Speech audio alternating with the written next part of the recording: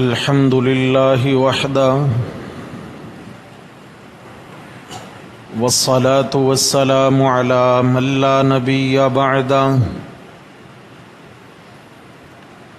لا نبي بعده ولا رسول بعده لا رسول بعده ولا معصوم بعده أما بعد فأعوذ بالله من الشيطان الرجيم بسم الله الرحمن الرحيم وقرن في بيوتكن ولا تبرجن تبرج الجاهلية الأولى وأقمنا الصلاة وآتينا الزكاة وأطعنا الله ورسوله الآية وقرن فی بیوتکن، اور تم اپنے گھروں میں ٹھہری رہو، ولا تبرجن تبرج الجاہلیت الاولی، اور مت ظاہر کرتی پھرو اپنا جاہلیت کے پہلے زمانہ کا ہار سنگار، وَأَقِمْنَا الصَّلَاةَ، اور نماز قائم کیے رہو، وَآتِينَا الزَّكَاةَ، اور زکوٰۃ دیتی رہو، وَأَطِعْنَا اللَّهَ وَرَسُولَهُ، اور اللہ اور اس کے رسول کا کہنا مانتی رہو۔ صدق اللہ، ومن اصدق من اللہ قیلا۔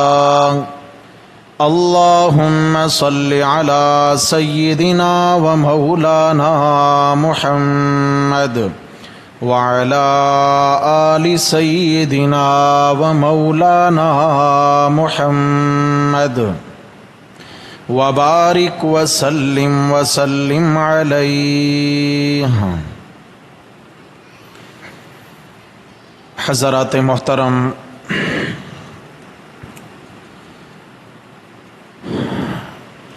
درس قرآن مقدس کے سلسلہ میں 22واں پارہ سورۃ الاحزاب اور اس کی آیت نمبر 33 کا ایک حصہ آپ احباب کی خدمت میں تلاوت کیا ہے۔ اس آیت بینہ کے الفاظ کے ترجمہ سے ہی آپ احباب بخوبی اندازہ لگا چکے ہوں گے کہ خطاب کن سے ہو رہا ہے۔ اس سے پیچھے آپ صلی اللہ علیہ وسلم کی ازواج مطہرات کو بطور خاص خطاب فرمایا گیا اور دیگر مسلمان بیویوں کو بطور عام خطاب فرمایا گیا۔ کچھ پابندیاں عائد ہیں، مسلمان خواتین پر کچھ پابندیاں عائد ہیں۔ عورت کا جو لفظی معنی ہے، عورت کا معنی ہی پردہ ہے، عورت کا معنی ہی پوشیدہ چیز ہے، جو ظاہر رہے وہ عورت نہیں، اور پردہ جو ہے وہ مرد کی نسبت عورت کو اس کی زیادہ تاکید ہے۔ مرد کے لیے صرف اتنا حکم ہے کہ اپنا ستر ڈھانپو، نگاہیں نیچی رکھو۔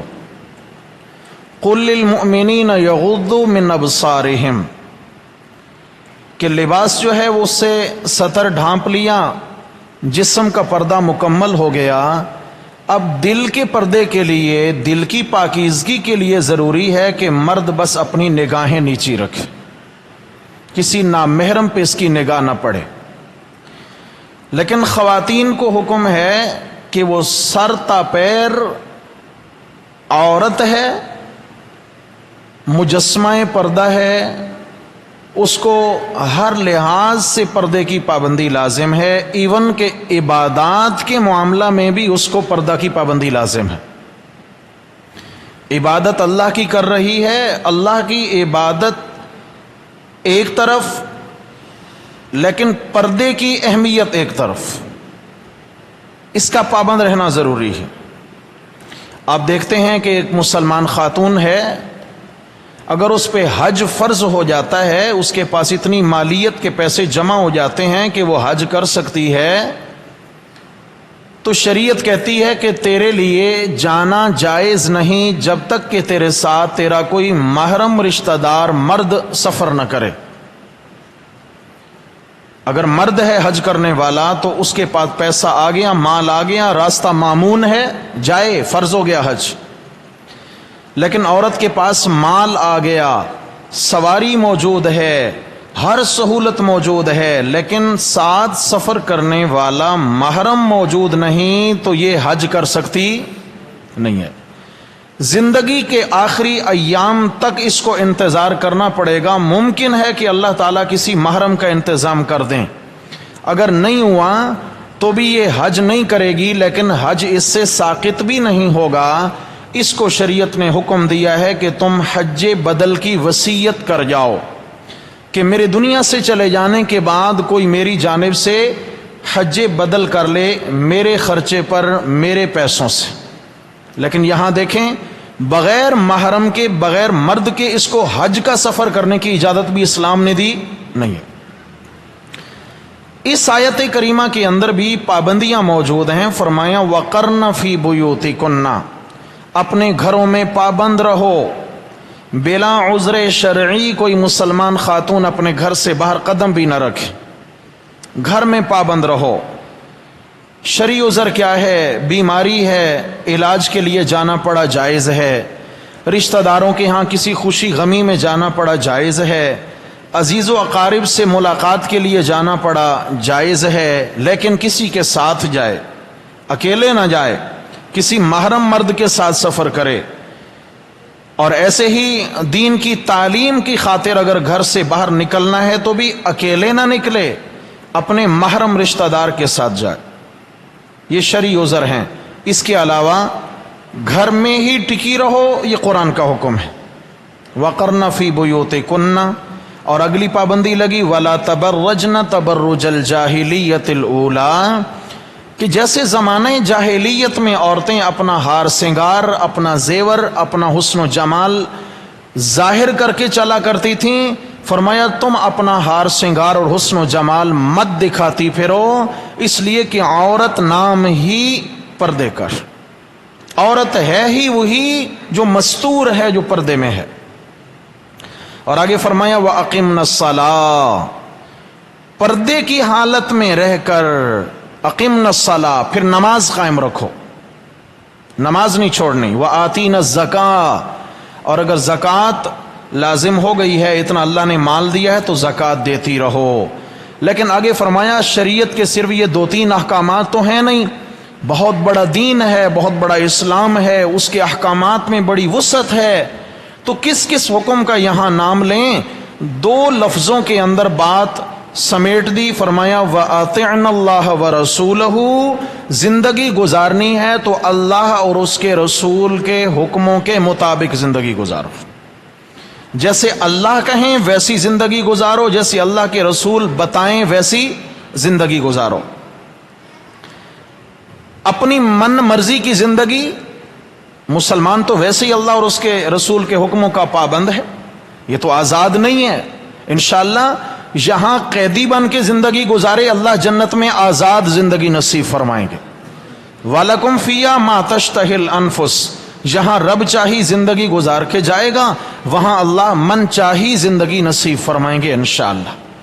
تو حضرات محترم، اس آیت کریمہ سے ہمیں کیا سبق ملا کہ مسلمان خاتون جو ہے، مسلمان خاتون پابند ہے شریعت کے حکموں کی۔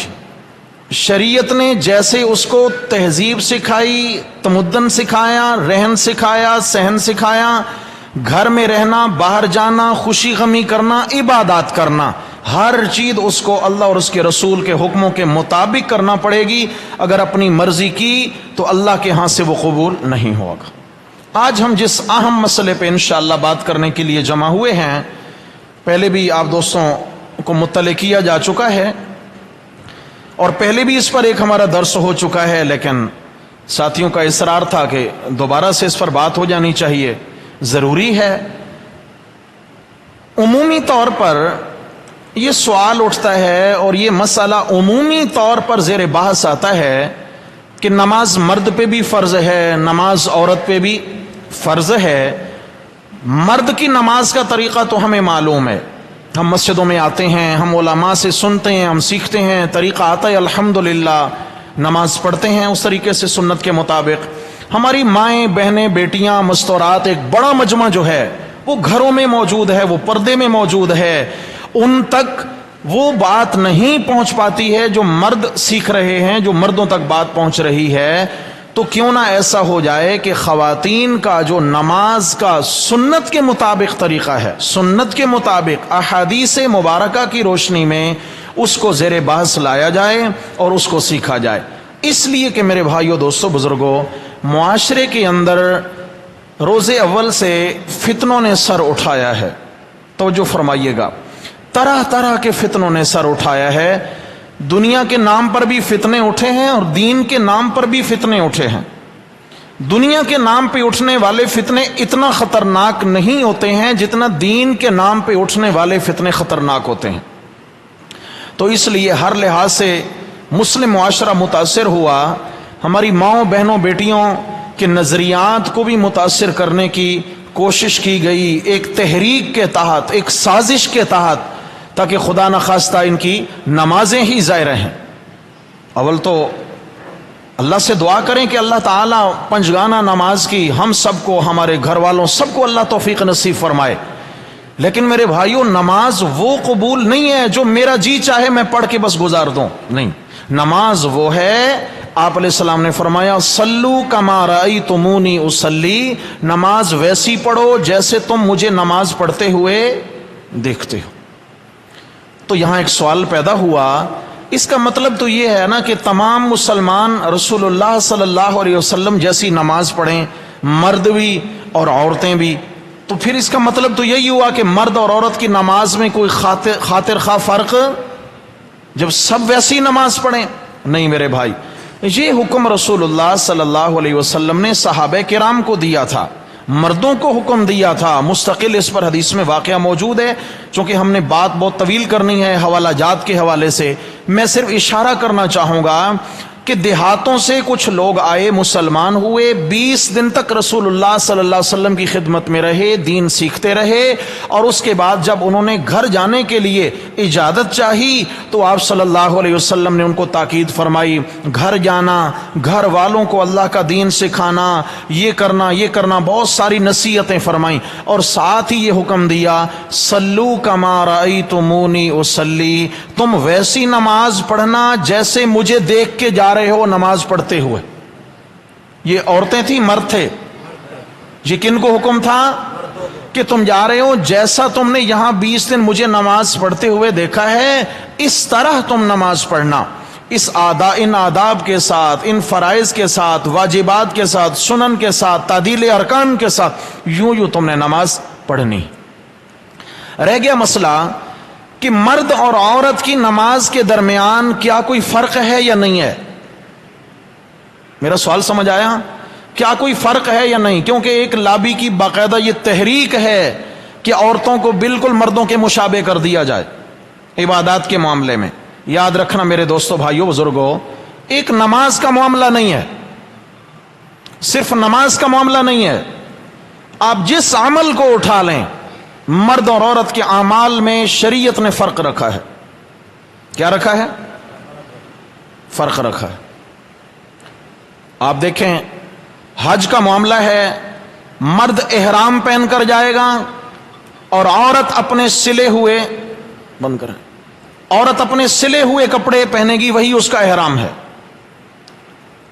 عورت کو انسلی چادریں لپیٹنے کی اجازت اور مرد کو سلا کپڑا پہننے کی اجازت. مرد کے لیے حکم ہے کہ وہ بند جوتی احرام کی حالت میں استعمال نہیں کر سکتا ہے، اور عورت کے لیے حکم ہے کہ وہ پاؤں چھپا کے رکھے، بند جوتا استعمال کرے۔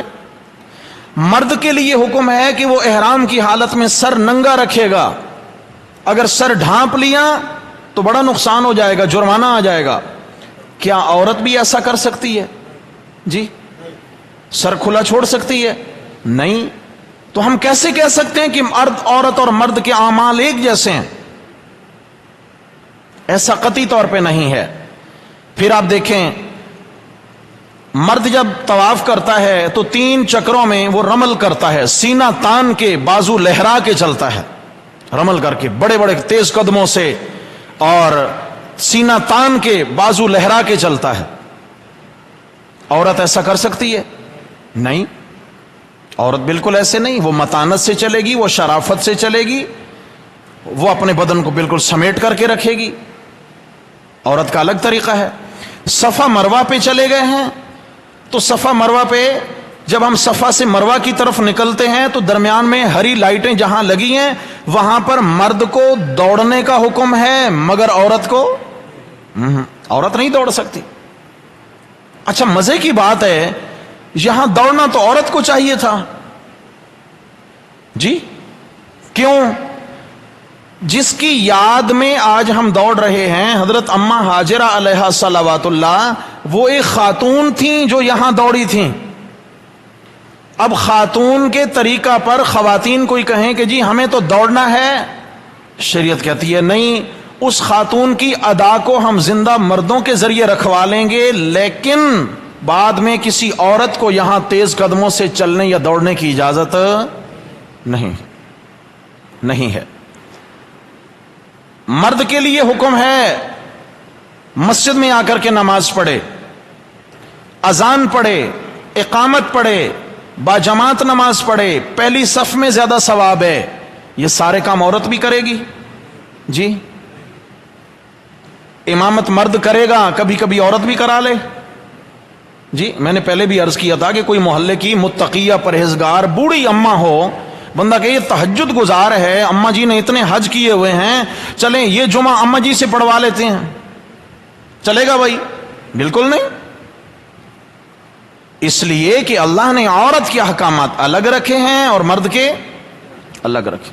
عورت اذان نہیں پڑھ سکتی، عورت اقامت نہیں پڑھ سکتی، بہت سارے مسائل ہیں جن میں عورت الگ ہے اور مرد الگ۔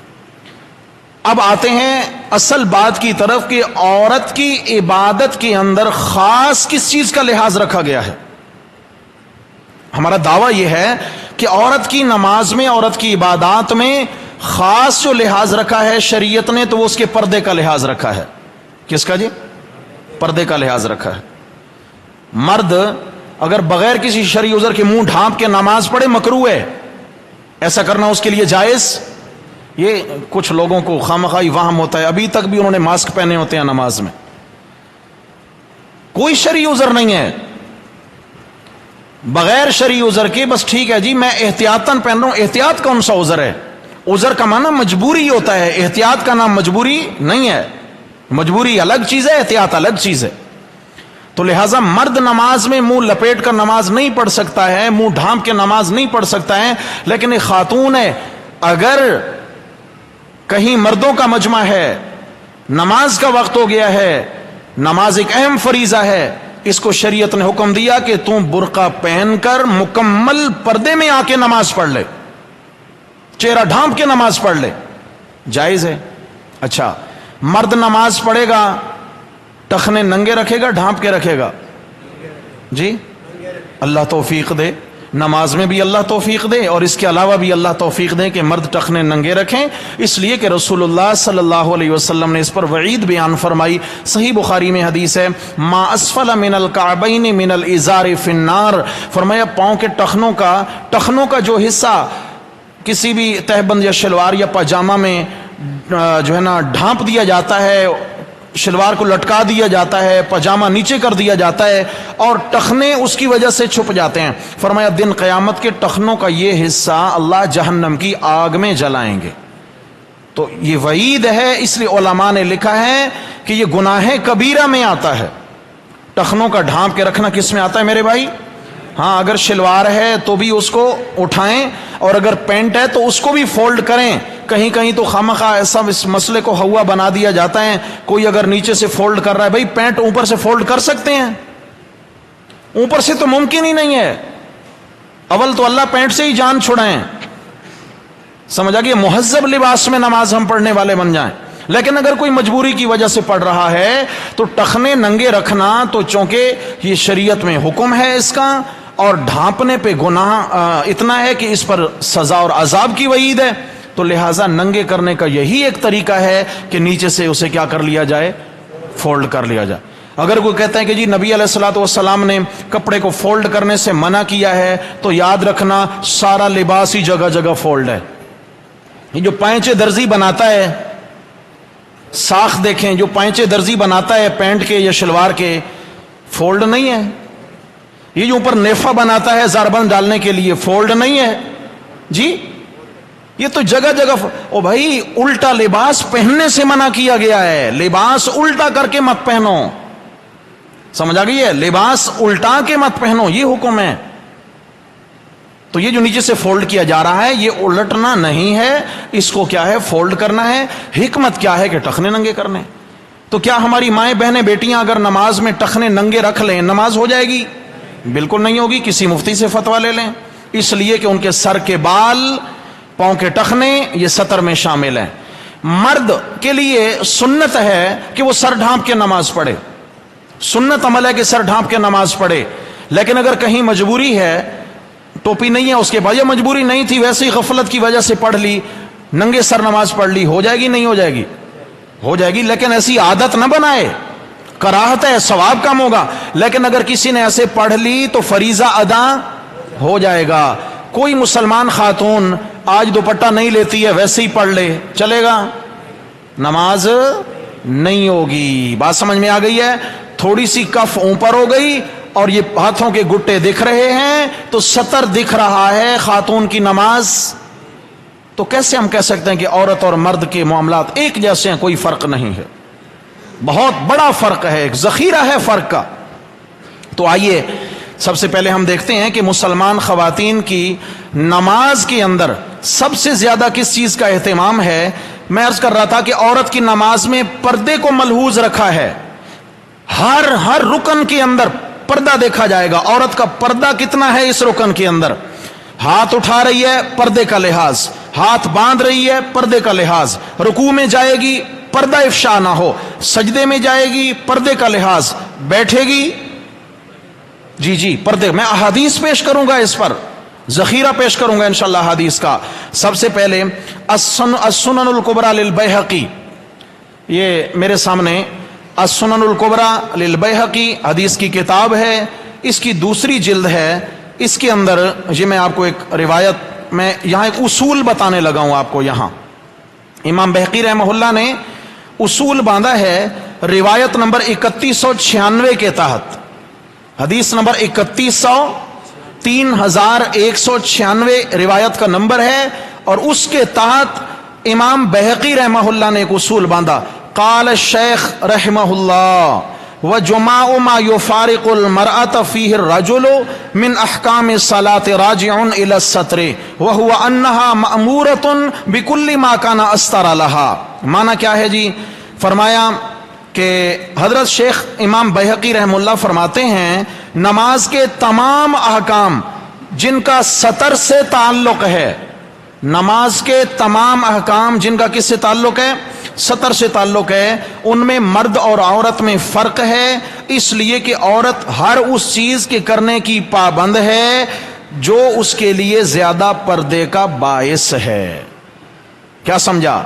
औरत नमाज में हर वो कुछ करने की पाबंद है जो उसके लिए ज्यादा पर्दे का बायस है, क्योंकि औरत नाम ही पर्दे का है। औरत क्या है मेरे प्यारे दोस्तों? पर्दे का। तो कोई भी मुसलमान औरत नमाज में अगर मर्दों जैसे अफाल करेगी, देखो मर्द नमाज पढ़ता है, उसके हाथ उठाने का तरीका ऐसा, उसमें कोई पर्दा नहीं, झुकने का तरीका कोई पर्दा नहीं, सजदे का तरीका बिल्कुल पर्दा नहीं है जी, बिल्कुल भी नहीं। جسم ایسے اٹھا ہوا ہے، اس میں پردہ نہیں ہے، ممکن ہی نہیں ہے پردہ اس کے اندر. تو خواتین کے لیے فرمایا سب سے زیادہ معمور و ملحوظ اس چیز کو رکھا گیا جس میں اس مسلمان بی بی کا پردہ زیادہ ہے. اب سب سے پہلا طریقہ کہ عورت اور مرد، ہم جب کھڑے ہوتے ہیں نماز کے لیے، سب سے پہلے تو کھڑے ہونا ہے نماز کے لیے. اب ہم بسم اللہ کر رہے ہیں جی، نماز ہم شروع کرنے لگے ہیں، تو نماز شروع کرنے کے لیے سب سے پہلے قیام کی حالت ہے. کھڑا کیسے ہونا ہے؟ تو یاد رکھیے مرد کے لیے مسئلہ ہے کہ وہ اپنے قدموں کے درمیان زیادہ سے زیادہ ایک بالشت کا فاصلہ رکھے. اس کی اپنی بالشت، اس کی اپنی بالشت، ہر بندے کی بالشت میں فرق ہے. اپنی بالشت زیادہ سے زیادہ ایک بالشت کا فاصلہ رکھے. جاگو بھائی، جاگیں جاگیں پلیز. اور کم از کم 4 انگلیوں کا فاصلہ. کم از کم کتنے میرے پیارے؟ 4 انگلیوں کا فاصلہ. یہ مرد کی نماز کا بالکل آغاز ہے. اور اگر کوئی جسم میں کے اعتبار سے اتنا موٹاپا ہے کسی کے کہ وہ قدموں کو نہیں ملا سکتا ہے، بالش سے بھی باہر نکل رہا ہے، تو اس کا شرعی عذر ہے، یہ مجبور ہے. سمجھ آ گئی ہے؟ مجبور بندے کو پر کوئی قانون لاگو نہیں ہوتا ہے. معذور قوانین سے مستثنا ہوتے ہیں، جو معذور ہوتے ہیں جنہیں عذر لاحق ہوتا ہے. یہ نارمل زندگی میں ایک مسلمان ایک بالش فاصلہ رکھے، زیادہ سے زیادہ، اس سے زیادہ پاؤں نہیں کھولے گا، اس سے زیادہ پاؤں نہیں کھولے گا. کیوں؟ کہ نماز میں کندھے ملانے کا حکم ہے. کس کا؟ آپ ذرا کر کے دیکھیے گا، 2 بندے کھڑے ہو جائیں گے اور جناب وہ ایک کہے جی ہم آپس میں کندھے ملاتے ہیں نماز میں. ادھر دیکھیں، ادھر دیکھیں، کندھے جی ملا کے کھڑے ہونا ہے، لیکن کیا ہے کہ پاؤں بھی خوب کھولیں گے جیسا کہ خوب تر کھولے جاتے ہیں معاشرے میں. اچھا، پاؤں بھی پھیلانے ہیں. پاؤں ایک بندہ یہ بھی پھیلائے وہ بھی پھیلائے. لازمی بات ہے ایک قدم یہاں آئے گا، دوسرا وہاں آئے گا، یہ ہٹ گیا. اس کا ایک قدم اس کے برابر آ گیا، دوسرا یہاں گیا، ہٹ گیا. کندھے مل سکتے ہیں؟ ممکن ہی نہیں ہے کہ قدم پھیلائیں بالش سے زیادہ اور پھر کندھے ملا کر دکھائیں. ایسا نہیں ہو سکتا. سمجھ آ گئی ہے؟ لہٰذا کندھے ملانے کے لیے ضروری ہے انسان اپنے نارمل قد کے حساب سے کھڑا ہو، نارمل قد کے حساب سے ایڑیاں برابر رکھے. مسلمان خاتون کے لیے مسئلہ ہے کہ وہ جتنا زیادہ پردے کا لحاظ رکھے. حضرات فقہائے کرام نے لکھا ہے کہ عورت اپنے پاؤں کے ٹخنے اگر آپس میں ملا کے کھڑی ہو تو سب سے زیادہ بہتر ہے اس کے پردے کے لیے. کھڑے ہونے میں اس کے پاؤں کی اگر بالکل ٹخنے آپس میں ملے ہوں، فاصلہ نہ رکھے. مجبوری ہو اگر بہت زیادہ تو یعنی 4 انگلیوں کا فاصلہ زیادہ سے زیادہ رکھ سکتی ہے. جو مرد کا کم سے کم فاصلہ ہے وہ عورت کا زیادہ سے زیادہ فاصلہ ہے. اس سے زیادہ آگے کی اجازت نہیں ہے. سمجھ آ گئی ہے؟ تو عورت اگر قدم پھیلائے گی، خوب اپنے قدموں کو پھیلائے گی. ذرا مجھے بتائیں انصاف سے سوچ کر، آپ بھی سن رہے ہیں، ہماری مائیں بہنیں بیٹیاں بھی سن رہی ہیں، کیا پردہ برقرار رہے گا؟ جی سوال ہی پیدا نہیں ہوتا. یہ پہلی بات ہے. دوسری بات، تکبیر تحریمہ کہیں گے کھڑے ہو کر، تکبیر تحریمہ کھڑے ہو کر کہیں گے تو تکبیر تحریمہ کے وقت ہاتھ اٹھاتے ہیں. یہ اللہ اکبر کہنا فرض ہے. تکبیر تحریمہ ہاتھ اٹھانا سنت ہے. ہاتھ کیسے اٹھائیں؟ سب سے پہلے ہم دیکھیں گے مرد کیسے ہاتھ اٹھائیں. بھائی سونا نہیں ہے، آج جاگ کے سونا بنانا ہے. سمجھ آ گئی ہے؟ سو کے سونا گھر بنائیے گا، آج جاگ کے سونا بنا. سب سے پہلی بات یہ ہے کہ مرد ہاتھ کہاں تک اٹھائے. میرے دوستو توجہ فرمانا، میرے پاس یہ صحیح مسلم ہے، حدیث کی کتاب ہے الصحیح لمسلم. سمجھ آ گئی ہے؟ صحیح مسلم ہے، پہلی جلد ہے اور اس کا صفحہ 168، صفحہ نمبر 168. یہاں پر یہ حدیث موجود ہے صفحہ 168 پر. یہ حوالہ لگا ہوا ہے حدیث کا. سمجھ آ گئی ہے؟ یہاں پر احباب حدیث سنیے گا. فرمایا عن مالک، حضرت مالک بن حویرث رضی اللہ عنہ فرماتے ہیں کہ ان رسول اللہ صلی اللہ علیہ وسلم کانا اذا کبر رفع یدیہ، کہ رسول اللہ صلی اللہ علیہ وسلم جب تکبیر کہتے یعنی تکبیر تحریمہ تو ہاتھ بلند فرماتے، ہاتھ اٹھاتے، حتی یحاذی بہما اذنی، یہاں تک کہ رسول اللہ صلی اللہ علیہ وسلم کے ہاتھ آپ کے کانوں کے برابر چلے جاتے۔ اذنی، اذن کان، اذنی دونوں کانوں کے برابر آپ کے ہاتھ چلے جاتے۔ یہ رسول اللہ صلی اللہ علیہ وسلم کے کانوں کے اوپر کے حصے تک ہاتھ اٹھانے کی عادت شریفہ تھی۔ یاد رکھنا دو باتیں ہیں، بلکہ تین روایتیں آتی ہیں۔ نبی علیہ الصلوۃ والسلام نے کندھوں تک بھی ہاتھ اٹھایا ہے، حدیث میں ہے، کہاں تک؟ کندھے تک بھی ہاتھ اٹھایا ہے، کان کی لو تک، یہ بھی حدیث کے لازم، یہ نیچے لو، یہ نرم گوشت کا ٹکڑا، اور اس کے علاوہ کان کے اوپر کا حصہ یہاں تک بھی۔ تین مختلف روایات آ گئیں تو سنائیں، دو کو چھوڑ کے ایک پر عمل کیا جائے یا تینوں پہ کیا جائے؟ بولو بھائی۔ رسول اللہ صلی اللہ علیہ وسلم کی تینوں حدیثیں ہیں، آپ علیہ السلام کے تینوں احکامات کو لیں گے یا چھوڑ دیں گے؟ تو کیسے عمل ممکن ہے؟ ایک شخص ہے وہ یہاں تک، میری طرف دیکھیں، یہ کندھے تک اٹھا رہا ہے ہاتھ، کان والی حدیث پہ عمل ہوا؟ ہو گیا؟ چھٹ گئی۔ جن لوگوں کی عادت ہے کندھے تک ہاتھ اٹھانا تکبیر تحریمہ کے وقت، وہ مستقل طور پہ کانوں تک ہاتھ اٹھانے والی احادیث کو فراموش کر رہے ہیں اور ان کو عمل سے نکالا ہوا ہے۔ سمجھ آ گئی ہے؟ رہ گیا مسئلہ علماء احناف نے جو ضابطہ باندھا ہے، ایسے طریقے سے ہاتھ اٹھائیں کہ تینوں احادیث پہ عمل ہو جائے۔ کیسے؟ فرمایا اس طریقے سے ہاتھ اٹھائیں کہ ہاتھوں کا جو آغاز ہے یہ کندھے کے برابر ہو جائے۔ دیکھ رہے ہیں ہاتھ کا آغاز ادھر گٹے کی جانب سے کندھے کے برابر ہو جائے، انگوٹھے کا جو سرا ہے یہ کان کی لو کے برابر آ جائے، اور اوپر انگلیاں جو ہے کان کے اوپر کے حصے کے برابر ہو جائیں۔ سمجھ آ گئی؟ اب دیکھیے یہ ہاتھ اٹھایا، تینوں حدیثوں پہ عمل ہو رہا ہے؟ بولو بھائی، ہو رہا ہے تینوں پہ۔ یہ نیچے ہاتھ کندھے کے برابر آ رہا ہے، انگوٹھے کا سرا لو کے برابر، اور اوپر کی انگلیاں کان کے اوپر کے حصے کے برابر آ رہی ہیں۔ علماء احناف نے ایسا ضابطہ باندھا ہے کہ بیک وقت تینوں حدیثوں پہ عمل ہو جائے گا۔ بات سمجھ میں آ گئی ہے بھائی؟ یہ مرد کے لیے مسئلہ ہے، یہ مرد کے لیے مسئلہ ہے کہ وہ اس طریقے سے اپنے ہاتھ اٹھائے۔ اس کے علاوہ سنن نسائی ہے میرے سامنے، یہ نسائی شریف حدیث کی کتاب ہے، یہ بھی صحیح ستہ میں سے ہے۔ دیکھ رہے ہیں جی، لوگ کہتے ہیں جی ادھر سے احادیث پیش کرتے ہیں اور آپ احادیث کو ہی نہیں دکھاتے ہیں۔ میرے پیارے بھائیوں دیکھیں، اخلاق سے، پیار سے، محبت سے، دین جھگڑے کا نام نہیں ہے، دین بحث مباحثے کا نام نہیں ہے۔ پیار محبت سے بات رکھیں، حوالہ جات سے بات کریں، مستند روایات سے بات کریں، قرآن و سنت کے مزاج کو سمجھ کے بات کریں۔ ایسے نہیں ہے کہیں سے ایک جملہ ملا اسی کو لے لیا، اس کے مقابلے میں ذخیرے کو چھوڑ دیا، ایسا نہیں ہے۔ آپ صلی اللہ علیہ وسلم کی تمام صحیح احادیث پر عمل ہمارا فریضہ ہے بھائی۔ کیا ہے؟ ہمارا فریضہ ہے۔ تو آئیں، یہ میرے سامنے سنن نسائی ہے، اس کی پہلی جلد اور صفحہ 141، صفحہ 141، یہاں پر یہ دیکھیں،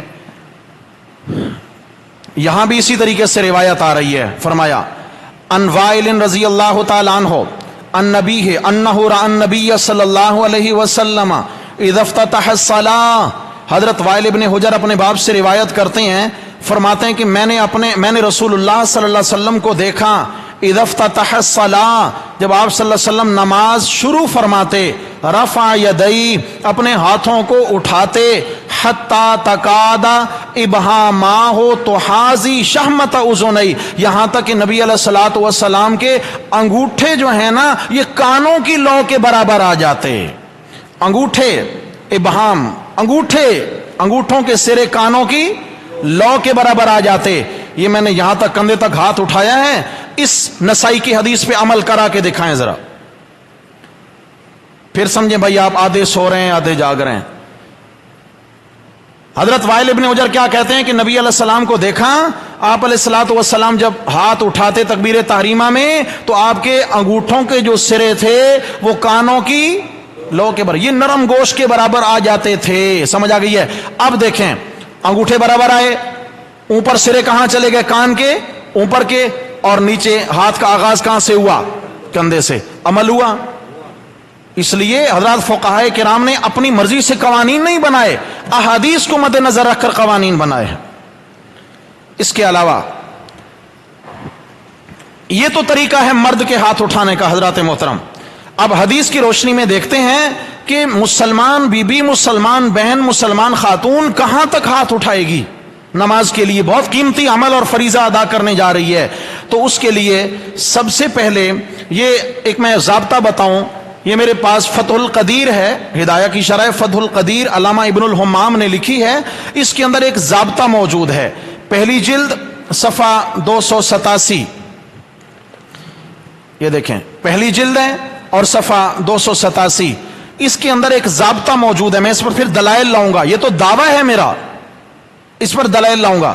دعویٰ کیا ہے؟ وَالْمَرْأَةُ تَرْفَعُ يَدَيْهَا خِذَاءَ مَنْكِبَيْهَا, وَالْمَرْأَةُ تَرْفَعُ يَدَيْهَا خِذَاءَ مَنْكِبَيْهَا. فرماتے ہیں کہ عورت اپنے کندھوں تک ہی ہاتھ اٹھائے. کیا کرے؟ خیال کرنا, عورت کے بارے بھی روایتیں الگ آئیں گی. کندھوں تک یہاں ہے. ہو صحیح ہو, کہتے ہیں یہی بات صحیح ہے, لِأَنَّهُ أَسْتَرُ لَهَا, اس لیے کہ اس میں عورت کا پردہ زیادہ ہے. اس میں عورت کا, یہ بات یہاں تک آ گئی ہے. اب آتے ہیں جی میرے سامنے, یہ ہے مجمع الزوائد.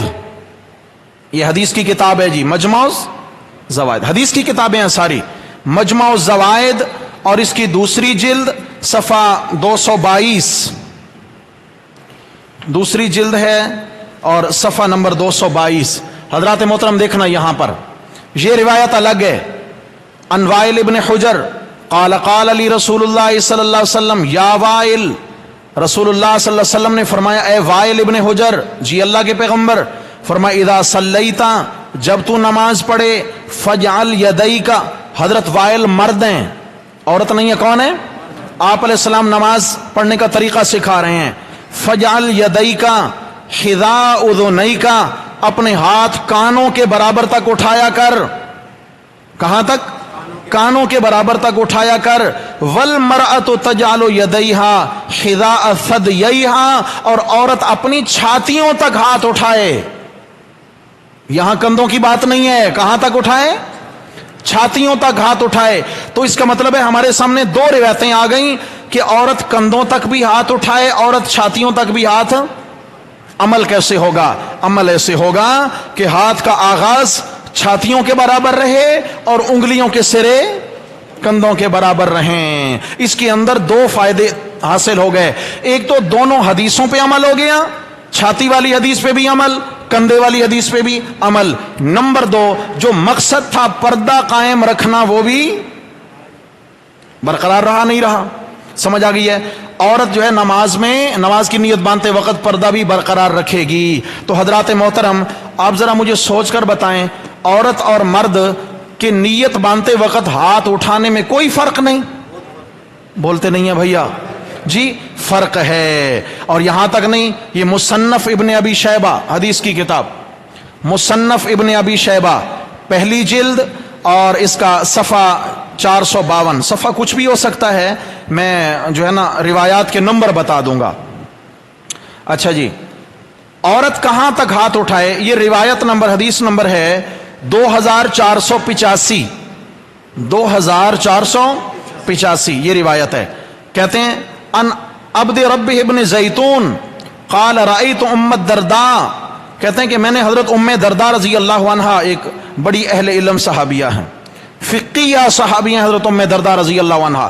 کہتے ہیں کہ میں نے حضرت ام درداء رضی اللہ عنہا کو دیکھا, ترفع یدیہا حذو منکبیہا حین تفتتح الصلاۃ, کہ جب انہوں نے نماز کا آغاز کیا تو اپنے ہاتھوں کو کندھوں تک اٹھایا. کہاں تک اٹھایا؟ ایک فقیہ صحابیہ ہیں حضرت ام درداء رضی اللہ تعالیٰ عنہ, فقیہ یعنی اللہ نے بڑا علم دیا تھا ان کو, اور انہوں نے جب ہاتھ اٹھائے تو کہاں تک؟ کندھوں تک. اس کے نیچے ایک اور روایت ہے, 2486 نمبر ہے روایت کا, 2486. اس کے اندر اور الفاظ ہیں. کہتے ہیں اخبرنا شیخ لنا قال سمعت عطا سئل عن المرأة كيف ترفع يديها في الصلاة قال حذو ثدييها. حضرت عطا ابن یسار تابعی ہیں بڑے جید، صحابہ کے شاگرد ہیں، ان سے پوچھا گیا سئل عن المرأة کہ جی عورت نماز میں کہاں تک ہاتھ اٹھائے، تو فرماتے ہیں حذو ثدییها، چھاتیوں کے برابر ہاتھ اٹھائے. کہاں تک اٹھائے؟ صحابیہ کو دیکھا وہ کندھوں کے برابر اٹھا رہی ہیں، اور یہ صحابہ کے شاگرد ہیں، یہ کہتے ہیں کہ میں نے یہی سیکھا اور پڑھا ہے صحابہ سے کہ عورت کہاں تک ہاتھ اٹھائے؟ چھاتیوں تک. آپ کو تطبیق سمجھ میں آ گئی؟ دونوں روایتوں پہ عمل سمجھ میں آ گیا؟ ہاتھ یہاں تک اٹھائے گی. اگر کہتے ہیں جی کندھوں کے برابر ہے، لے جا کندھوں کے برابر. ہاتھ کی لمبائی اتنی ہے، سر کندھے کے برابر رہ سکتا ہے؟ ہو ہی نہیں سکتا، اوپر نکل جائے گا. اس کا حل یہ ہے کہ ہاتھ کی انتہا انگلیوں کے سرے کندھوں سے اوپر نہ جائیں، اور نیچے جو ہے ہاتھ کا آغاز وہ چھاتیوں کے سامنے آ جائے گا، پردہ بھی برقرار ہو جائے گا. اس کے علاوہ ایک اور روایت ہے، روایت نمبر ہے 2489 2489 ایکم 90. 89 کا معنی ایکم 90 89. اس میں اب آپ سمجھیے عن ابن جریج قال قلت لعطا تشیر المرأة بیدیہا بالتکبیر کالرجل. حضرت عطا سے پوچھا گیا کیا عورت نماز میں تکبیر تحریمہ کہتے وقت مرد کی طرح اشارہ کرے؟ بالکل واضح سوال ہے کہ حضرت یہ بتائیں کیا عورت نماز میں مرد کی طرح اشارہ کرے ہاتھ اٹھاتے وقت؟ تو فرمایا لا ترفع بذلک یدیہا کالرجل، فرمایا کہ نہیں وہ مرد کی طرح اشارہ نہیں کرے گی. وَأَشَارَ فَخَفَضَ يَدَيْهِ جِدًّا، انہوں نے ہاتھ اٹھائے مگر بہت نیچے رکھے. مرد سے سمجھا رہے ہیں، فرمایا بہت نیچے رکھے گی.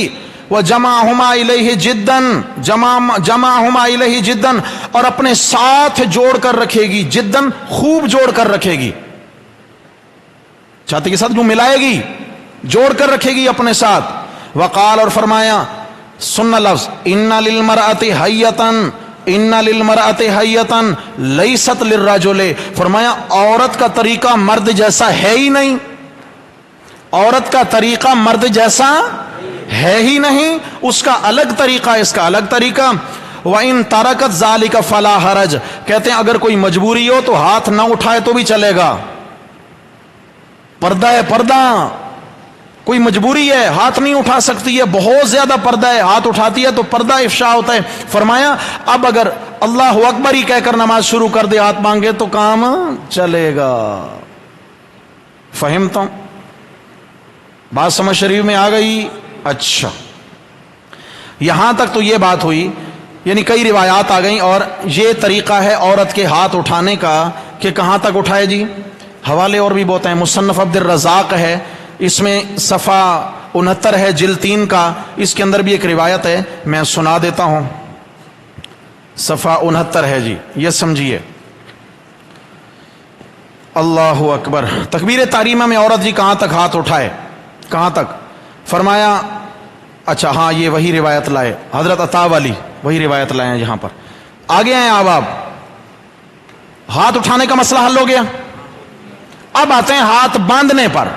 ہاتھ باندھے کہاں، یہ بڑا اختلاف چلتا ہے. کوئی کہتا ہے ناف کے نیچے ہیں، کوئی کہتا ہے چھاتی پہ ہیں، کوئی پتہ نہیں کہاں، پتہ نہیں اختلاف. وہ بھائی اتنا مارکت الآراء مسئلہ نہیں ہے، احادیث ملتی ہیں تو احادیث پر جو راجح اقوال ہیں، جس پر زیادہ تعامل ہے امت کا، ان کو لے لیا جائے. تعامل دیکھیں جس پر اجماع ہے، صحابہ کرام کا عمل زیادہ رہا ہے. تو مثال کے طور پر میں روایات پیش کرنے لگا ہوں. مرد ہاتھ کہاں باندھے، یہ مصنف ابن ابی شیبہ جی، حدیث کی کتاب کا نام کیا ہے جی؟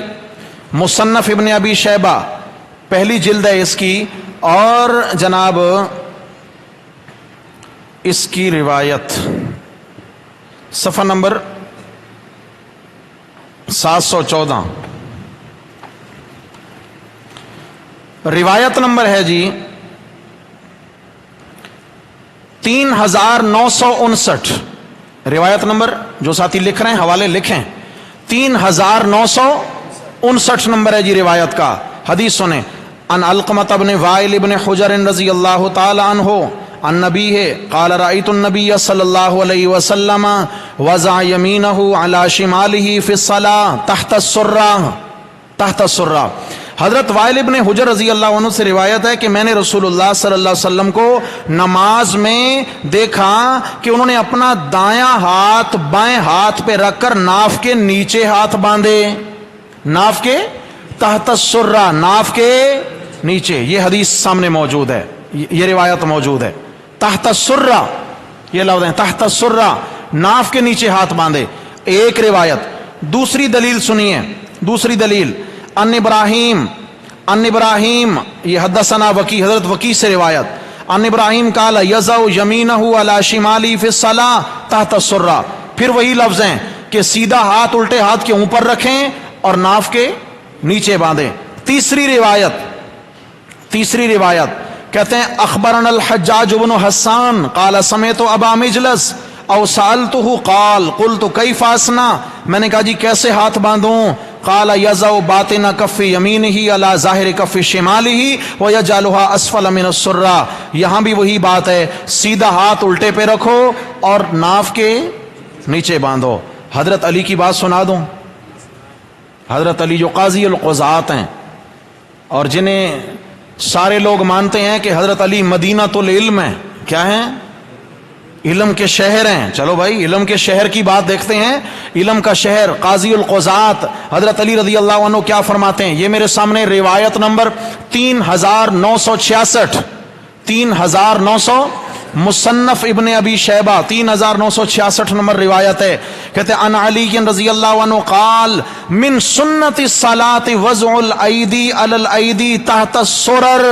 حضرت علی رضی اللہ عنہ فرماتے ہیں میرے پیارے نبی صلی اللہ علیہ وسلم کی سنت کا طریقہ یہی تھا کہ آپ سیدھے ہاتھ کو الٹے ہاتھ پہ رکھ کر ناف کے نیچے ہاتھ باندھتے. کہاں باندھتے؟ کہتے سنت یہی ہے کہ ہاتھوں پر رکھ کر ناف کے نیچے باندھے جائیں. یہی طریقہ ہے ہاتھ باندھنے کا، مگر کس کے لیے؟ بولو بھائی، مرد کے لیے. عورت کے لیے کتاب کا نام ہے مستخلص الحقائق شرح کنز الدقائق. مستخلص الحقائق، اس کے اندر الشیخ ابراہیم بن محمد السمرقندی نے اجماع نقل کیا ہے امت کا کہ ساری امت کا اجماع ہے، اتفاق ہے اس بات پر کہ والمرأۃ تضع یدیہا علی صدرہا بالاتفاق، کہ عورت جو ہے نا اس بات پر اجماع اور اتفاق ہے کہ سینے پر ہاتھ باندھے. اس میں تو ہمارا اور ان کا کوئی اختلاف، جو بات اختلافی نہیں اس پر دلائل کی ضرورت ہی نہیں ہے. ہم بھی کہتے ہیں عورت سینے پہ ہاتھ باندھے اور ہمارے دوست بھی کہتے ہیں کہ عورت کہاں ہاتھ باندھے. اختلاف تو مرد کا تھا نا کہ مرد کہاں باندھے. ہم نے کہا بھئی عورت نہ بن، مرد بن اللہ کے بندے. اللہ کے نبی نے جہاں ہاتھ مردوں کو باندھنے کا حکم دیا ہے وہاں ہاتھ باندھیے، اور وہ ناف سے اوپر نہیں، ناف سے نیچے ہے. عورت سینے پہ ہاتھ باندھے. اچھا جی، اب چلتے ہیں رکوع کی جانب. مرد رکوع کیسے کرے؟ سب سے پہلے سنن ابی داود، یہ سنن ابی داود حدیث کی کتاب ہے جی، اس کی پہلی جلد صفحہ 132، پہلی جلد اور صفحہ 132 حدیث آپ سنیے گا. ان سالم البراد قال اتینا عقبۃ بن عمرو الانصاری ابا مسعود رضی اللہ عنہ فقلنا له حدثنا عن صلاۃ رسول اللہ صلی اللہ علیہ وسلم فقام بین ایدینا فی المسجد. حضرت سالم کہتے ہیں کہ حضرت عقبہ بن عمرو کے پاس ہم آئے اور ہم نے کہا کہ حضرت آپ ایسا کریں، ہمیں رسول اللہ صلی اللہ علیہ وسلم جیسی نماز پڑھ کر دکھائیں. اللہ کے نبی کیسے نماز پڑھتے تھے؟ فرمایا فقام بین ایدینا فی المسجد، مسجد میں وہ ہمارے سامنے کھڑے ہو گئے. فکبرا، تکبیر کہی. فلما رکع، جب رکوع کیا، رکوع کا طریقہ آ رہا ہے مرد رکوع کیسے کرے.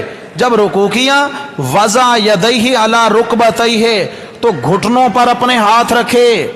کہاں پر؟ گھٹنوں پر ہاتھ رکھے. وجعل اصابعہ اسفل من ذالک، اور گھٹنوں سے بھی نیچے انگلیاں تھیں.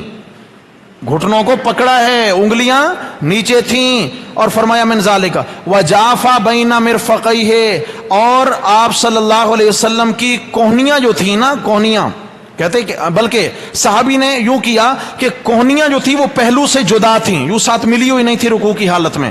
یہ اس طرح کر کے یہ مرا ہوا رکوع نہیں کرنا، ٹھیک ہے نا، کہ بندہ ایسے جھکا ہوا ہو. یہ مرد کا رکوع نہیں ہے. مرد کا رکوع کیا ہے کہ وہ اپنے بدن کو بالکل سیدھا رکھے اور ہاتھ لے جائے گھٹنوں تک اور کونیوں میں خم نہ آنے دے. اگر کونی میں خم آ گیا تو رکوع غلط ہو جائے گا. مرد کونیوں میں خم نہ آنے دے، اکڑا کے رکھے بازو، گھٹنوں کو مضبوطی سے پکڑ لے، اس انداز سے گھٹنوں کو پکڑ لے اور جھکے کہ اس کی جو کونیاں ہیں پہلو کے ساتھ ٹچ نہ ہوں. یہ حدیث ہے حتی استقر کل شیء من، یہاں تک کہ ہر چیز اپنے اپنی جگہ ٹھہر گئی. ثم قال سمع اللہ لمن حمدہ، پھر اس صحابی نے کہا سمع اللہ لمن حمدہ. رکوع کا طریقہ گویا صحابہ نے پوچھا تھا، رکوع کا طریقہ بتلا دیا کہ آپ علیہ الصلوۃ والسلام نے تکبیر کہی اور جھک گئے اور انگلیوں سے پنجوں سے اپنے گھٹنوں کو پکڑ لیا اور جناب بازوؤں میں خم نہ تھا، اور پھر اس طریقے سے آپ علیہ الصلوۃ والسلام نے رکوع کیا کہ تمام اعضاء اپنی جگہ پہ سیدھے ہو گئے. بات سمجھ میں آ گئی ہے جی؟ تمام اعضاء سیدھے ہو گئے. یہ ابو داؤد شریف کی روایت ہے. یہ مرد کے رکوع کا طریقہ ہے. اس کے علاوہ جی عورت کیسے رکوع کرے؟ مصنف عبد الرزاق، نہیں یہ رکھیے، مصنف عبد الرزاق، یہ حدیث کی کتاب ہے جی، مصنف عبد الرزاق. اس کی جناب 3 جلد ہے اور حدیث کا نمبر ہے 5083. حدیث کا نمبر ہے جی 5083. ان عطا قال تجتمع المرأة اذا رکعت ترفع یدیہا الی بطنہا. حضرات محترم حدیث سمجھیے گا. حضرت عطا فرماتے ہیں عورت جب رکوع کرے گی تو سمٹ جائے گی. کیا کرے گی؟ مرد بازو کھول دے گا لیکن عورت سمٹ جائے گی اور اپنے ہاتھ اپنے پیٹ تک اٹھائے گی. کیا مطلب ہے؟ یعنی اپنے اس کے جو کونیاں ہیں اس کے ہاتھ ہیں پیٹ کے ساتھ ملے ہوئے ہیں. اٹھانے کا مطلب یہ ہے کہ ملے ہوئے ہیں، بس معمولی سا جھکنا ہے، معمولی سا جھکنا ہے. گھٹنوں کو پکڑنا نہیں ہے عورت نے، معمولی سا جھکنا ہے. گھٹنوں سے اوپر ہاتھ رکھ لے، بس پکڑے نہیں، اور معمولی جھکنے کا اشارہ کرے، ایسے سر جھکائے. پھر سجدہ. اچھا یہاں تک فرمایا جتنا سمٹ سکتی ہے سمٹ جائے. وَتَجْتَمِعُ مَسْتَطَاعَتْ، جتنا سمٹ سکتی ہے اپنے آپ کو سمیٹ لے، کیونکہ نماز میں مقصد عورت کا ستر اور پردہ ہے. کیا ہے میرے بھائی؟ پردہ ہے. سمجھ آ گیا جی؟ عورت پردے کا بہت زیادہ خیال رکھے گی. یہ عورت کے رکوع کرنے کا طریقہ ہے. سمجھ آ گیا جی؟ اب آپ پھر ذرا سمجھ لیجئے مسلمان خاتون رکوع کیسے کرے، مرد کیسے کرے. مرد رکوع کرے گا مکمل جھک جائے گا اور کمر کے اندر بالکل خم نہ ہو، سر اور کمر برابر ہوں. وہ اس طرح کہ اس کی کوہنیاں اکڑی ہوئی ہوں.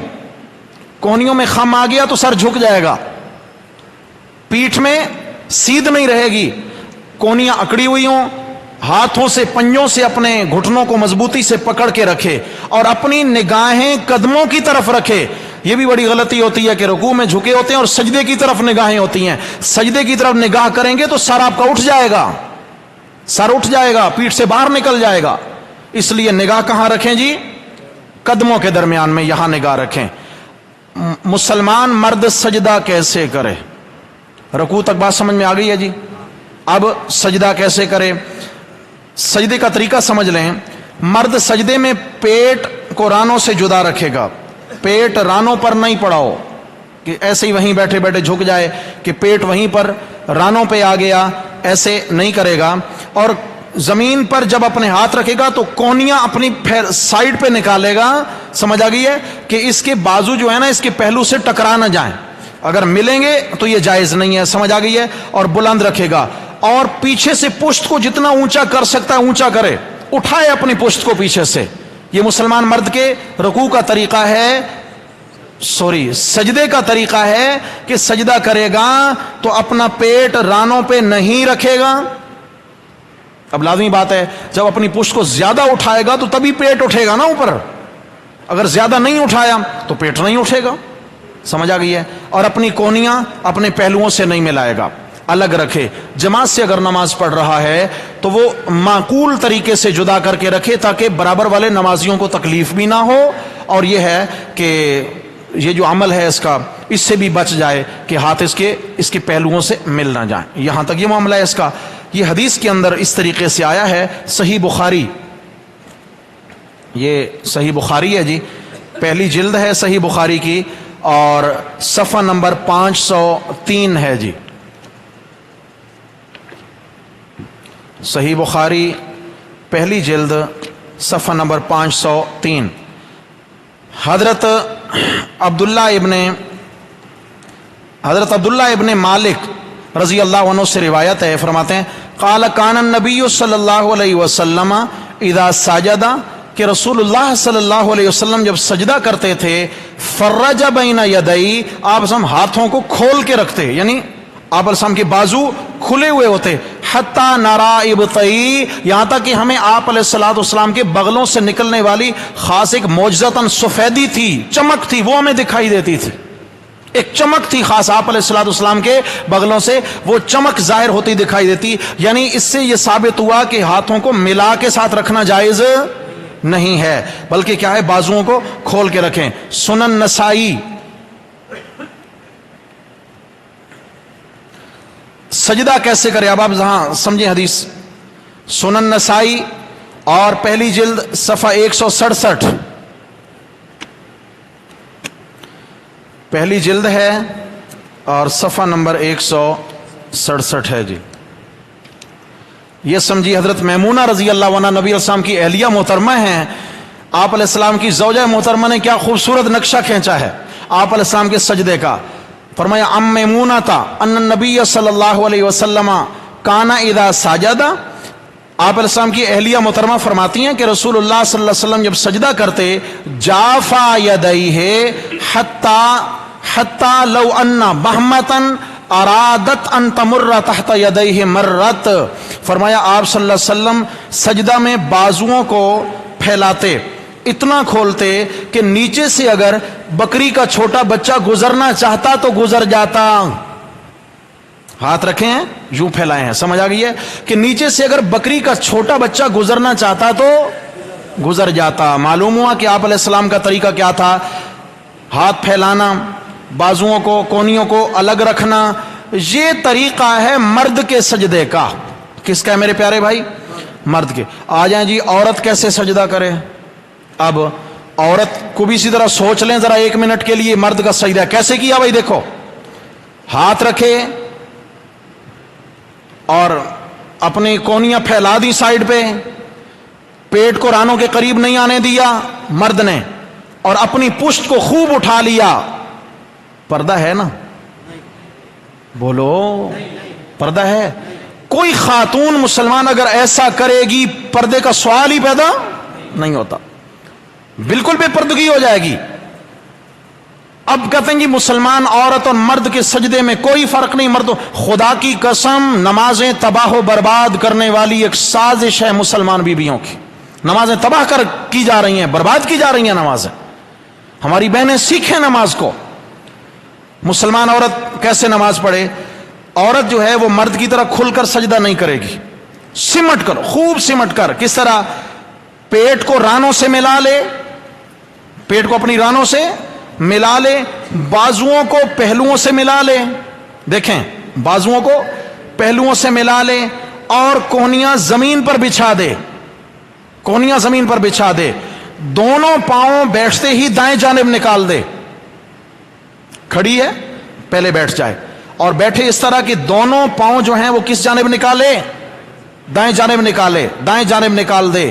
اور جناب الٹی سمت جو ہے، بائیں سمت جو ہے، اس پہ سرین پہ بیٹھے، پاؤں نکل گئے نیچے سے، سرین پہ بیٹھے اور بیٹھ کر وہیں پہ سجدہ کرے اس طرح کہ اس کا پیٹ رانوں سے مل جائے گا اور کونیاں زمین سے مل جائیں گی اور اس کے بازو جو ہیں اس کے پہلو سے مل جائیں گے. سمٹ گئی نہیں سمٹ گئی؟ کتنا پردہ آ گیا. آپ کہیں گے جی کوئی حوالہ؟ بالکل جی حوالہ ہے، مصنف عبد الرزاق جی دیجئے. حدیث کی کتاب ہے جی مصنف عبد الرزاق. اس کے اندر اس کی 3 جلد ہے اور صفحہ نمبر 69. 3 جلد صفحہ 69. صفحات مختلف ہو سکتے ہیں کتابوں کے، لیکن حوالہ سمجھیں اس کا. 5082 नंबर, 5082 हदीस का नंबर है। अनिल हसन, हसन बसरी रहमहुल्लाह से रिवायत, व कतादा काला, दोनों फरमाते हैं इदा सजदतिल मरअतु फइन्नहा तंजम्मु मस्तताअत, जब औरत सजदा करेगी तो वो जितना मुमकिन हो अपने जिस्म को मिला कर रखे, समेट कर रखे, मस्तताअत यानी हद करे अपने आप को समेटने की। उसके बाद अगले अल्फाज हैं, फरमाया अपने आप को मिलाने की हद करे। वला ततजाफा लिकैला तरफा अजीजतहा, ताकि उसकी पीछे से पुश्त उठ ना जाए। देखा ना, पर्दा कायम रखना है, पुश्त नहीं उठने देना, मुकम्मल बदन को जमीन पर फैलाना है, जमीन से चिपकाना है। इस तरीके से मुसलमान औरत क्या करेगी भाई, सजदा करेगी। दूसरी रिवायत अन इब्राहिम काल कानत तुमरुल मरअतु अन तज़ा ज़िराअहा व बतनहा अला फ़ख़िज़ैहा इज़ा सजदत, फरमाया औरत को हुक्म दिया जाता था कि जब वो सजदा करे तो अपने बाजुओं और पेट को अपनी रानों पर रखे। बाजुओं और पेट को कहाँ रखे, अपनी रानों पर रख दे, रानों पर रख दे, और पहलू अलग न रखे जैसे मर्द रखते हैं, ताकि उसकी पुश्त उठ ना जाए। समझ आ गई है? उसको सजदे का तरीका यूं बताया जाता कि अपने पर्दे का लिहाज रखो, मर्द के मुशाबे सजदा नहीं करना। फिर हजरत अली रजी अल्लाह अन्हु का फतवा भी सुनो। हजरत अली रजी अल्लाह अन्हु, रिवायत नंबर 5086, मुसन्नफ अब्दुर रज़ाक, इदा सजदतिल मरातो फलतहतफिज वलतुलसिक फखिज़ैहा बिबतनिहा, फरमाया हजरत अली रजी अल्लाह अन्हु ने जब औरत सजदा करे तो चिमट जाए, जमीन से क्या करे, चिमट जाए, और अपनी राने अपने पेट से मिला ले। मर्द कर सकता है, नबी अलैहि सलाम का तरीका बता चुका हूं आपको। क्या ख्याल है, मर्द औरत का सजदा एक जैसा है मेरे प्यारे भाई जी? हाँ, ख्याल कीजिए। और एक हदीस की किताब मुझे पकड़ाएं जी, ये मुसन्नफ इब्ने अबी शैबा, इसकी रिवायत, ये पहली जिल्द है, और यहां पर इसकी रिवायत मैं आपको दिखा देता हूं। सफ़ा नंबर 505 और 506 है, और मैं रिवायत का नंबर बताता हूं। सबसे पहला रिवायत का नंबर है 2793, 2793 नंबर जी। अन अलीयन, हजरत अली मुर्तज़ा रज़ी अल्लाह अन्हु का फतवा, अन अलीयन काला इदा सजदतिल मरातु फलतहतफिज वल तजुम्म फखिज़ैहा, कि जब औरत सजदा करे अपने जिस्म को सुकेड़ ले और अपनी रानों को मिला ले, पेट से मिला ले। और हजरत अब्दुल्ला इब्ने अब्बास का फतवा भी सुने, नबी अलैहि सलाम के चचाजाद भाई, मुफस्सिर कुरान हैं, बहुत बड़े आलिम साहबी हैं, उनका फतवा, ये रिवायत नंबर 2794, उसके बाद वाली रिवायत 2794, फरमाया अन इब्ने अब्बास रज़ी अल्लाहु अन्हुमा अन्नहु सुइला अन सलातिल मरअ काला तजतमिउ व तहतफिज़ु, हजरत इब्ने अब्बास से पूछा गया औरत कैसे नमाज पढ़े, फरमाया वो जिस्म को समेट ले और मिला कर रखे, जिस्म को समेट ले और फैलाने की इजाजत नहीं है। हजरत इब्राहिम रजी अल्लाह रहमहुल्लाह से ताबीन, काला इदा सजदतिल मरअतु फलतजुम्म फखिज़ैहा वलतज़ा बतनहा अलैहा, फरमाया कि जब औरत सजदा करे अपनी रानों को मिलाए और अपने पेट को उन पर रख दे, रानों को मिलाए, आपस में मिलाए, रानें आपस में इकट्ठी कर ले, ऐसे मिला ले, आपस में घुटने मिल जाए, आपस में एक दूसरे के साथ रानें मिल जाएंगी, तो उनके ऊपर क्या करे, फिर अपना पेट रख दे। और इसके बाद अगली रिवायत है अन हिशाम अनिल हसन अल मरअतु तजतम्मु फिस सुजूद, वही बात है कि मिलाकर रखे। ये सारी रिवायतें मेरे भाइयों ऐसे ही आ रही हैं कि औरत जब सजदा करेगी तो किस तरह करेगी। सबसे पहले क्या करे, तरीका बताऊं, खड़ी है ना, जमीन पर बैठ जाए, क्या करे, तरीका, बैठ जाए, बैठते ही दोनों पांव सीधी जानिब निकाल दे, दोनों पांव सीधी जानिब निकाल दे। अब उल्टी सुरीन पे, पुश्त पे बैठ जाएगी। बैठने के बाद पांव निकले हुए हैं, अब यहीं पर आगे फैल के सजदा नहीं करना, यहीं अपनी रानों पे ही अपने आप को झुका देना है, रानों पर ही, कि पेट सीना जो है वो रानों के साथ लग जाए, और आगे घुटनों के साथ आगे जाकर जमीन पे सजदा करेगी तो क्या होगा, हाथ भी जिस्म के साथ मिल गए, पेट भी रानों के साथ मिल गया, और रानें आपस में भी मिली हुई थी। कैसा पर्दा कराया, समझ आ गया? कितना बदन समेट के इंतहाई एहतियात के साथ एक मुसलमान बीबी को सजदा करने का तरीका बता दिया। मेरे भाइयों, तरीका समझ आ गया सजदे का? मर्द का तरीका समझ आया है और औरत का? जो हमारी बहनें सुन रही हैं वो भी समझें, और आप अहबाब की जिम्मेदारी है घरों में जाके ये मसला बताएं। अहदीस है मेरे भाई, ये सब मैं अहदीस पेश कर रहा हूं। अब इसके बाद अगली बात करते हैं कि मर्द अत्तहियात में कैसे बैठे, फिर औरत के बारे पूछेंगे वो कैसे बैठे। अत्तहियात में बैठने का तरीका, मर्द जो है दाएं पांव की उंगलियों को खड़ा रखे, यूं दाएं पांव खड़ा रखेगा, उंगलियों के बल, और बाएं पांव को बिछाकर उसके ऊपर बैठे। सीधा पांव उंगलियों के बल खड़ा रखे, निस्बतन उंगलियों के सिरे जो हैं वो किबला की जानिब हो सकें जितना मुमकिन हो, दबा के रखे, और उल्टे पांव को बिछाए और उसके, बोलो भाई, ऊपर बैठ जाए। हवाला कहां है? सही मुस्लिम हदीस की किताब, सुनते रहते हैं नाम इसका, बुखारी शरीफ, मुस्लिम शरीफ। ये मुस्लिम है, सही मुस्लिम, पहली जिल्द, सफ़ा 195, सफ़ा नंबर 195। हजरत आयशा रजी अल्लाह अन्हा से रिवायत है, हजरत आयशा रजी अल्लाह अन्हा ने नबी अलैहिस्सलाम को नमाज पढ़ते देखा है। हजरात देखना, इसमें बहुत सारे मसले हल होंगे। अन आयशा रजी अल्लाह तआला अन्हा क़ालत काना रसूलुल्लाह सल्लल्लाहु अलैहि वसल्लम यस्तफ्तिहु सलात बित्तकबीर। आप अलैहिस्सलातु वस्सलाम नमाज शुरू करते किससे?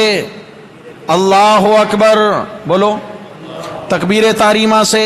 वल क़िराअत बिल्हम्दुलिल्लाहि रब्बिल आलमीन, और क़िराअत शुरू करते अल्हम्दुलिल्लाहि रब्बिल, नहीं, आपको नहीं समझ आई बात।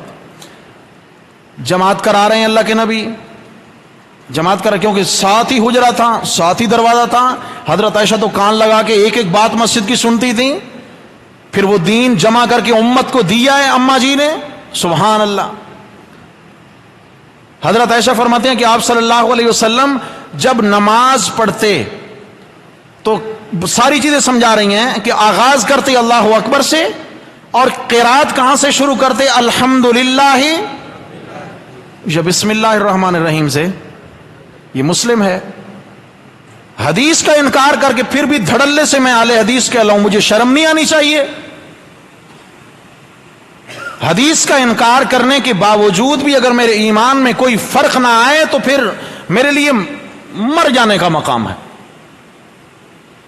रसूलुल्लाह सल्लल्लाहु अलैहि वसल्लम का तरीका क्या था कि आप अलैहिस्सलाम जब नमाज पढ़ाते तो क़िराअत का आगाज यानी बिस्मिल्लाह ऊंची आवाज से नहीं पढ़ते थे। क़िराअत है ऊंची आवाज से नहीं, ऊंची आवाज कहां से होती? अल्हम्दुलिल्लाह से। और आज हमारे यहां क्या हो रहा है मुआशरे में, देखें लोग क्या कर रहे हैं।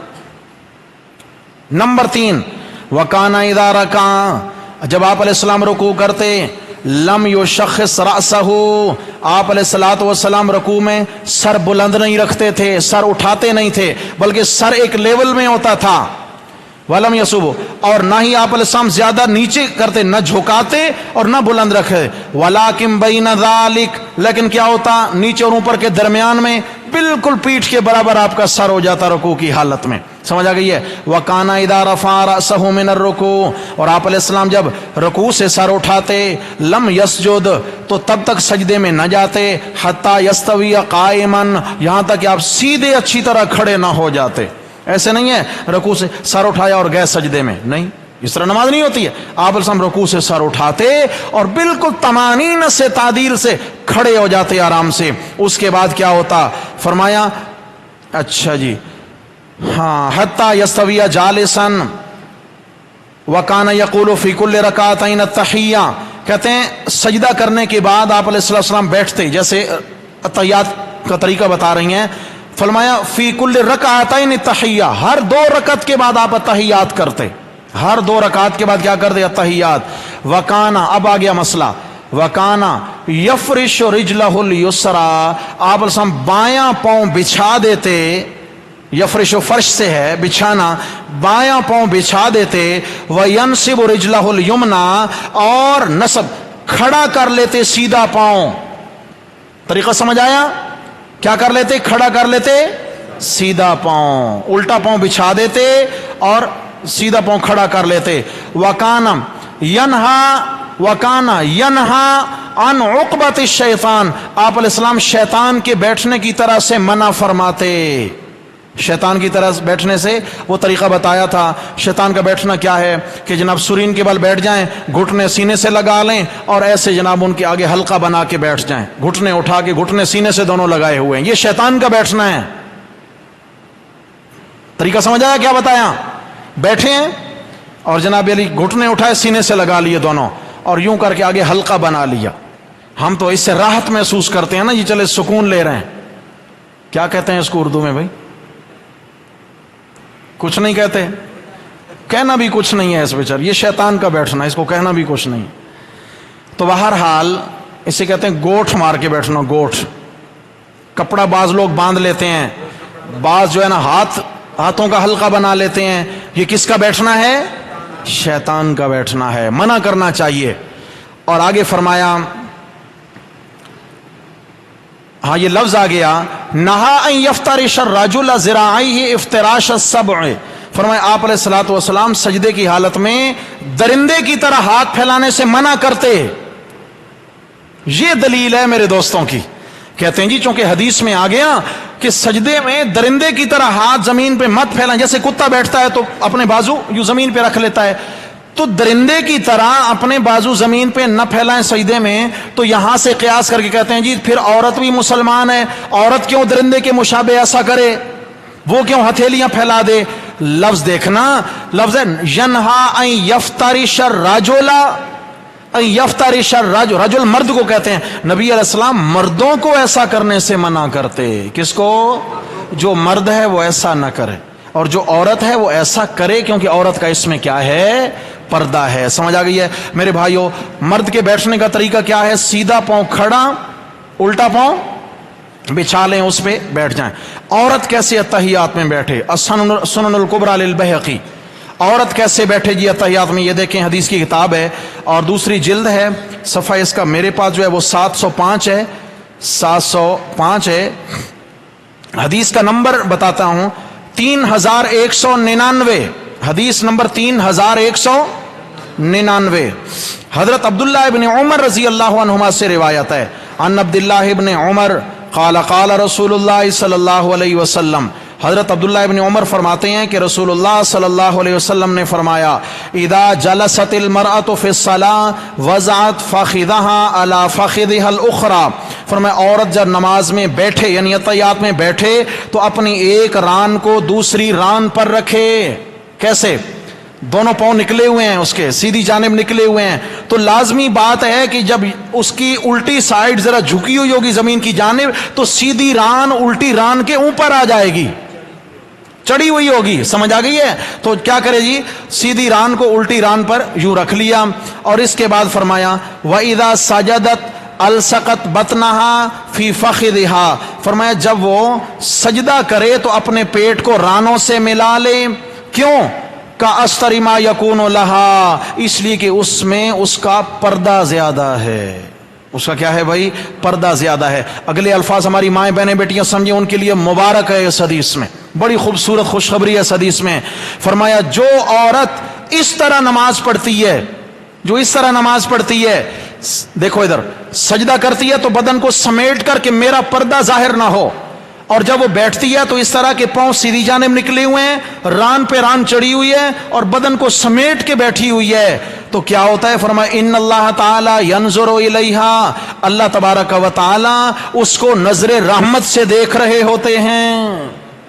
अल्लाह उसको नजरे रहमत से देख रहे होते हैं। और अगले अल्फाज फरमाया वयक़ूलो, और अल्लाह फरमाते हैं या मलाइकती उशहिदुकुम अन्नी क़द गफ़रतु लहा, ए मेरे फरिश्तों गवाह हो जाओ मैंने इस औरत की मग़फ़रत फरमा दी है। मैंने इस औरत की जो इस तरह पर्दे से नमाज पढ़ती है, इस तरह इंतहाई सतर पोशीदा रखकर नमाज पढ़ती है, तो उसके लिए क्या है जी? अल्लाह ने उसके गुनाह मुआफ़ करके उसकी मग़फ़रत कर दी है। अच्छा जनाब, हदीसें और भी काफी हैं लेकिन चलें। तो यहां इस रिवायत ने यह बता दिया। आखिर में मुसन्नफ इब्न अबी शैबा देना जरा मुझे, ये जी मुसन्नफ इब्न अबी शैबा है और इसका सफ़ा नंबर 505, सफ़ा नंबर 505 عورت سجدہ کیسے کرے جی؟ عورت سجدہ نہیں، عورت بیٹھے کیسے؟ بیٹھنے کا طریقہ آ رہا تھا نا، ہاں بیٹھے کیسے؟ صفحہ 506 ہے، یہ روایت نمبر ہے جی اس کی 2799. کیا ہے جی؟ 2799. ان خالد ابن اللجاج قال كن النساء يؤمرن ان يتربعن اذا جلسن في الصلاة ولا يجلسن جلوس الرجال على اوراقهن يتقى ذلك على المرأة مخافة ان يكون منها الشيء. ترجمہ سنو، حضرت خالد ابن لجاج فرماتے ہیں کہ عورتوں کو حکم دیا جاتا تھا کہ نماز میں اس طرح بیٹھیں کہ اپنے دائیں یا بائیں پاؤں کو پنڈلی اور ران سے ملا لیں، جیسے سہولت ہو. سمجھ آ گئی ہے؟ پنڈلی سے ملا لیں، اپنے یعنی ران کو پنڈلی سے ملا لیں، اور اس کے بعد ہاں ران سے باہر نکالیں، ران سے باہر نکالیں لفظ ہے. اور وہ مردوں کی طرح اپنے کولوں پر نہ بیٹھیں، مردوں کی طرح اپنے کولوں پر. بتا دیا نا، مردوں جیسی نماز ان کی نہیں ہے. اور کس لیے کہ اس میں ان کے نقصان کا اندیشہ ہے. بدنی ساخت کے اعتبار سے عورت کے لیے ایسا بیٹھنا کولوں پر یہ مشقت کا معاملہ ہے. تو حضرات محترم، عورت کیسے نماز میں بیٹھے گی؟ فرمایا وہ دونوں قدم، دونوں پاؤں سائیڈ پہ نکال لے سیدھی، اور اپنے سرین رکھے، اور پھر ران کو ران کے ساتھ ملائے، اس پہ چڑھا دے ہلکا سا، اور اس کے بعد سمٹ کے بیٹھ جائے، اور اوپر اس کے مکمل دوپٹہ لپٹا ہوا ہو، مکمل دوپٹہ، ہاتھ دوپٹے سے باہر نہیں نکالنے ہیں. سمجھ آ گئی ہے؟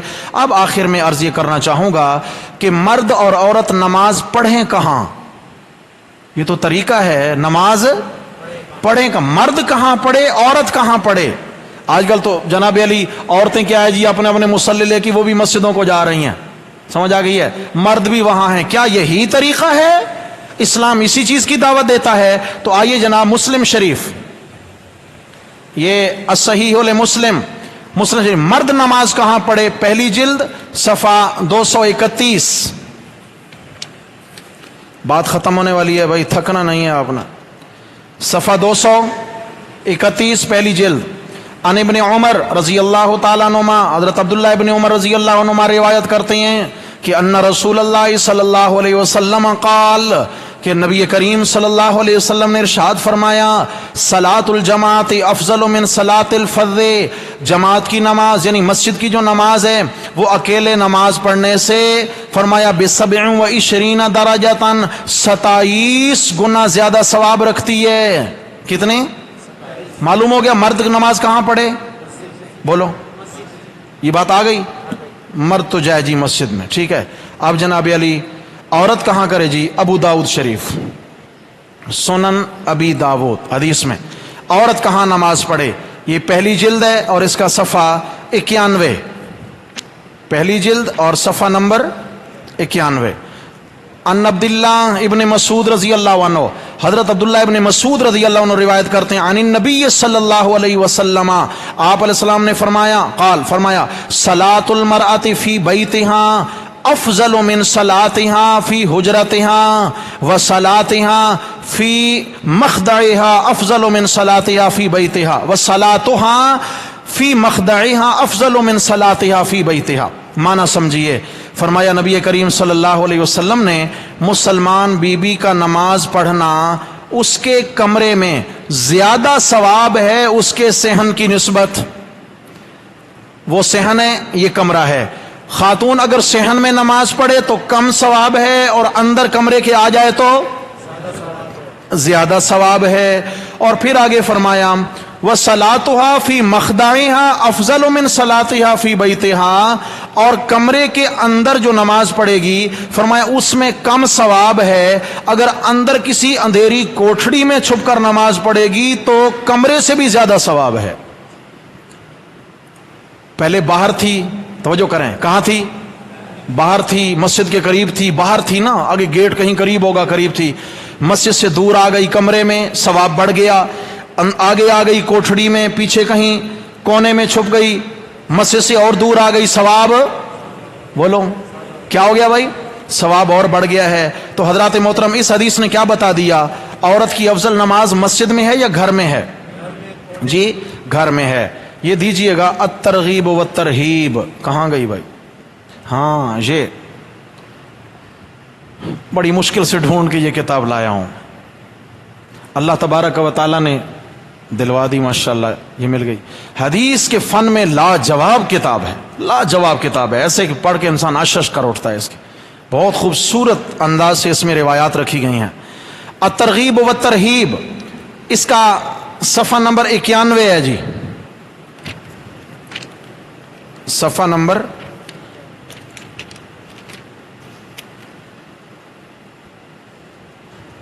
91 نہیں، صفحہ نمبر 94.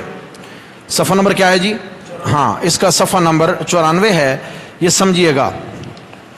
سب سے پہلے ایک روایت ہے، فرمایا وان ابن عمر رضی اللہ تعالی عنہما، حضرت عبداللہ ابن عمر رضی اللہ عنہما سے روایت ہے، فرمایا الرسول اللہ صلی اللہ علیہ وسلم قال، فرماتے ہیں کہ نبی علیہ الصلوۃ والسلام نے فرمایا المرأۃ عورۃ، المرأۃ عورۃ، عورت عورت ہے.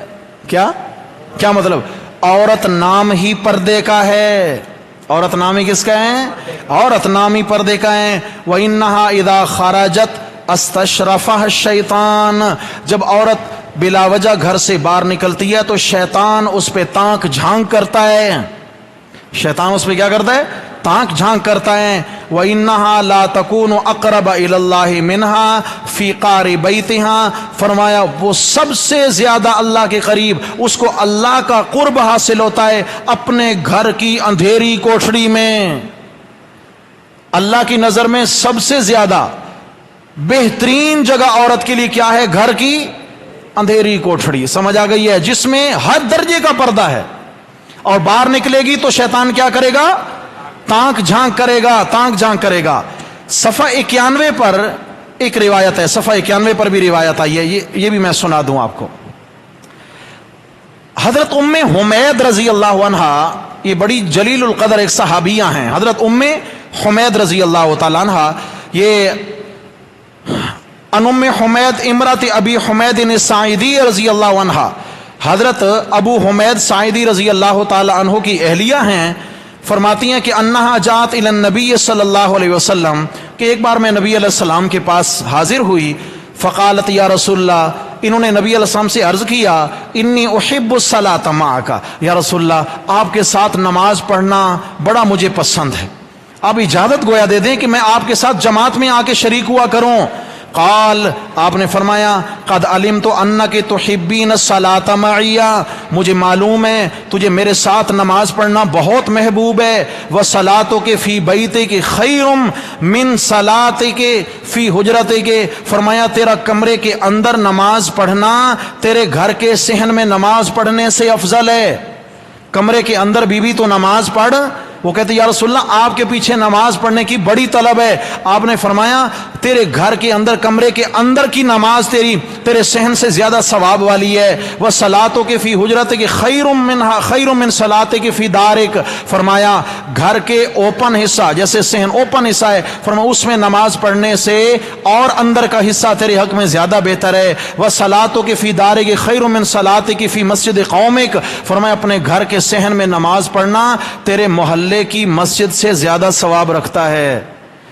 مسجد نبوی دور تھی نا، فرمایا تیرے محلے میں ایک مسجد ہے، تیری قوم کی مسجد ہے، اس میں آ کے نماز پڑھے گی تو کم ثواب ہوگا، گھر کے صحن میں نماز پڑھے گی تو زیادہ ثواب ہوگا. اگلے جملے ذرا غور سے سننا، وصلاتک فی مسجد قومک خیر من صلاتک فی مسجدی، فرمایا پھر اس کے بعد تیرا اپنے محلے کی مسجد، یعنی وہ جو اپنی قوم کی خاندان کی مسجد ہے، اس میں نماز پڑھنا زیادہ ثواب ہے مسجد نبوی کی نسبت، مسجد نبوی کی نسبت.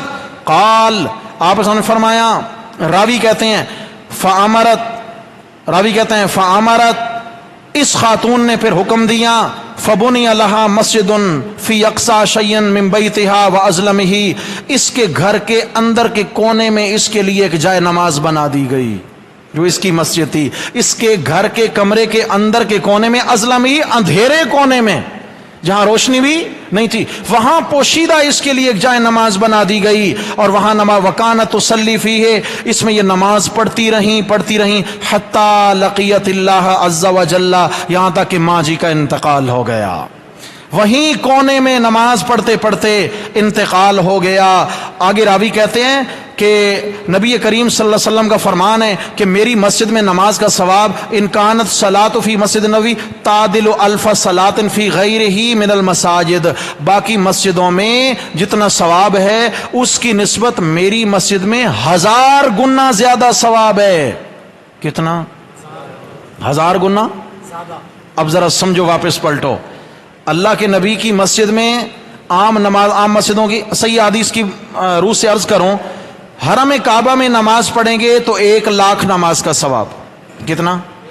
جماعت سے نماز پڑھی تو 27 لاکھ نماز۔ مسجد نبوی میں ایک نماز پڑھی اکیلے تو 50,000 نماز۔ ایک روایت یہ 1000 کی ہے، اور اگر جماعت سے پڑھی ہے تو 13.5 لاکھ نمازیں، 50,000 13.5 لاکھ نمازوں کا ثواب۔ صحابی کہتے ہیں کہ نبی علیہ الصلوۃ والسلام نے فرما دیا حضرت ام حمید کو کہ میری مسجد جس میں 13.5 لاکھ نمازوں کا ثواب ہے، فرمایا یہ کم ہے، اس سے زیادہ تیرے لیے تیرے محلے کی مسجد کا ثواب زیادہ ہے، تیرے لیے، مردوں کے لیے نہیں، تیرے لیے۔ پھر فرمایا تیرے محلے کی جو مسجد ہے اس میں ثواب کم ہے، تیرے گھر کے صحن میں اس سے بھی تیرے لیے زیادہ ثواب ہے۔ اور پھر فرمایا تیرے صحن میں کم ثواب ہے، تیرے کمرے کے اندر اس سے بھی زیادہ ثواب ہے، اور تیرے کمرے کے اندر ثواب کم ہے، اس کے اندر اندھیرے کونے میں اس سے بھی زیادہ ثواب ہے۔ آپ نے کیا بتا دیا؟ میری مسجد میں 13.5 لاکھ نمازوں کا ثواب، لیکن تیرا کونا ثواب کے اعتبار سے میری مسجد سے کئی گنا زیادہ ثواب رکھتا ہے۔ سمجھ آ گئی ہے؟ تو میری مائیں، بہنیں، بیٹیاں کہاں نماز پڑھیں تو افضل رہے گی؟ بولو بھائی، اپنے گھر کے کونے میں۔ ایک اور حدیث سنا دوں، کتاب کا نام ہے جامع الاحادیث للسیوطی، امام سیوطی رحمہ اللہ کی جامع الاحادیث سے کتاب ہے۔ حضرت عبداللہ ابن عمر سے روایت کرتے ہیں، فرمایا صلاۃ المرأۃ وحدہا تفضل صلاتها فی الجمیع 25، عورت کا اکیلے نماز پڑھنا، سمجھو، مرد اکیلے نماز پڑھے 1 نماز، جماعت سے پڑھے 27 نمازیں۔ سمجھ آ گئی ہے؟ فرمایا کہ عورت کا اکیلے نماز پڑھنا مرد کی نماز یعنی با جماعت نماز سے 25 گنا زیادہ ثواب ہے۔ کھاتا الٹ ہو گیا، مرد جماعت سے پڑھے گا تو اجر بڑھے گا، عورت اکیلے گھر میں پڑھے گی تو جماعت سے زیادہ 25 گنا زیادہ اجر۔ جامع الاحادیث للسیوطی حدیث کی کتاب ہے۔ اچھا جناب، چلیں بھائی، بہت حوالے ہو گئے، اب تھوڑا سا آخر میں موازنہ کر کے دعا کر لیتے ہیں۔ سب سے پہلی بات یہ کہنا کہ مرد اور عورت ایک جیسے ہیں نماز میں، عبادت ایک جیسی ہے، مشابہت ہے، کوئی فرق نہیں ہے، تو میں نے پہلے عرض کیا کہ مردوں کو تو حکم ہے نماز کے لیے مسجد بنائیں، نماز کے لیے مسجد بنائیں۔ کیا ایسا شرعاً جائز ہے؟ کوئی مفتی فتویٰ دے گا کہ مرد محلے میں مسجد تعمیر کرے، عورتیں کہیں حنفیہ مسجد تو مردوں کی ہے، ساتھ ایک گلی چھوڑ کے ہم عورتیں اپنے لیے مسجد بناتی ہیں، الگ عورتیں بنا سکتی ہیں اپنے لیے مسجد؟ جی کیوں؟ وہ مسجد بنائیں گی تو اذان دینا پڑے گی، اقامت کہنا پڑے گی، امامت کرنا پڑے گی، جمعہ کا خطبہ بھی دینا پڑے گا، عیدین کے خطبے بھی۔ کیوں بھائی، چلے گا؟ جی نہیں چلے گا۔ تو اس لیے میرے بھائی سب سے پہلی بات تو یہ ہے کہ مسجد مردوں کے لیے ہے، عورتوں کے لیے نہیں ہے۔ حدیث میں آ گیا نا کہ عورت جب گھر سے باہر نکلتی ہے تو شیطان تانک جھانک کرتا ہے، اور اس کی عزت سب سے زیادہ محفوظ، ایمان محفوظ گھر کے اندھیرے کمرے میں ہے، اللہ کا قرب زیادہ اسے حاصل ہوتا ہے۔ نمبر 2، مرد مؤذن بن سکتا ہے، عورت اذان؟ آپ ذرا تقابل کرتے جائیں کہ ایک جیسے ہیں یا الگ ہیں۔ مرد امامت کر سکتا ہے، عورت نماز پڑھا سکتی ہے؟ نہیں پڑھا سکتی ہے۔ مرد خطیب بن سکتا ہے، واعظ کر سکتا ہے جمعہ میں، عورت عید پہ نہیں کر سکتے ہیں۔ اچھا، جماعت کھڑی ہو رہی ہے، جی جماعت کھڑی ہو رہی ہے، چلیں جی گھر کے اندر ہیں، میاں بیوی جماعت کرانے لگے ہیں، یا گھر کے مرد بھی ہیں، عورتیں بھی ہیں، محرم ہیں۔ آج عورت کہتی ہے آج تو اقامت میں پڑھوں گی، پڑھ سکتی ہے؟ مسجد تو گھر کے اندر بھی عورت کو اقامت کہنے کا حق حاصل نہیں ہے، خبردار، یہ کام تیرا نہیں ہے، مردوں کا ہے۔ اچھا یہ کہتی ہے کہ بھائی میں تو مردوں کے شانہ بشانہ چلوں گی، برابر چلوں گی، مردوں کی صف میں کھڑے ہو کے نماز پڑھنا چاہتی ہوں، ایک جیسی نماز ہے نا، کوئی فرق نہیں ہے، تو ٹھیک ہے عورتیں مرد کے برابر مصلی ڈالیں اور یہ بھی نماز پڑھے وہ بھی نماز پڑھے، کیا فتویٰ ہے؟ نماز ہو جائے گی؟ نہ عورت کی ہوگی نہ مرد کی ہوگی، سمجھ آ گئی ہے؟ لہذا برابری نہیں ہے۔ اس کے علاوہ جو دوست اونچی آواز سے آمین کہتے ہیں، ہم تو قائل نہیں ہیں اس چیز کے، جو دوست اونچی آواز سے آمین کہنے کے قائل ہیں ان سے سوال ہے کہ یہ جو اونچی آواز سے آمین کہتے ہو، کیا خواتین کے لیے بھی اونچی آواز سے آمین کہنے کا حکم ہے آپ کے ہاں؟ ایک سوال ہے نا کہ بھئی کیا مرد تو چلیں کہتے ہیں ٹھیک ہے، کیا خواتین بھی اونچی آواز سے آمین کہیں گی؟ اگر وہ کہتے ہیں ہاں حدیث لائیے، اگر کہتے ہیں نہیں منع دکھائیے، ثبوت ہے تو بھی حدیث لائیے، نہیں تو پھر آپ تو کہتے تھے فرق نہیں ہے، کیوں فرق کرنے لگے ہو یہاں پہ؟ سمجھ آ گئی ہے؟ فتویٰ دیں گے کہ عورت کو اونچی آواز سے آمین کہنا جائز، اور میرے پاس حوالے موجود ہیں، میرے یار لوگوں کی کتابوں میں فتوے موجود ہیں کہ عورت اونچی آواز سے آمین نہیں کہہ سکتی۔ فرق کیوں کیا یہاں پر؟ اس کے علاوہ مرد کے لیے لازم ہے، واجب ہے کہ وہ جماعت میں شریک ہو، جب تک کوئی شرعی عذر نہیں ہے اس کا واجب ہے۔ عورت کے لیے واجب ہے؟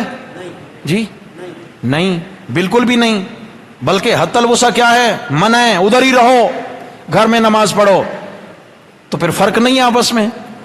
اچھا تھوڑا سا اور آگے اگر ہم چلیں، جمعہ عیدین مرد پر واجب ہیں، مرد محلے میں موجود ہے، جمعہ نہیں پڑھے گا منافق لکھا جائے گا۔ یہ بھی تو مسلمان ہے بیچاری، کہ میں کیوں جمعہ چھوڑوں، میں بھی منافق لکھی جاؤں گی۔ عورت پہ جمعہ واجب ہے؟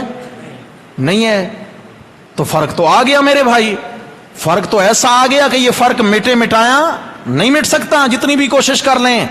اور اس کے بعد یہ ہے، میں نے شروع میں بھی کہہ دیا، مرد نے اگر ننگے سر بھی نماز پڑھ لی تو چلے گا بامر مجبوری، لیکن عورت نے بامر مجبوری اگر ننگے سر نماز پڑھی تو نماز جائز نہیں ہے۔ سمجھے کہ مجبوری کیا ہے اس کی؟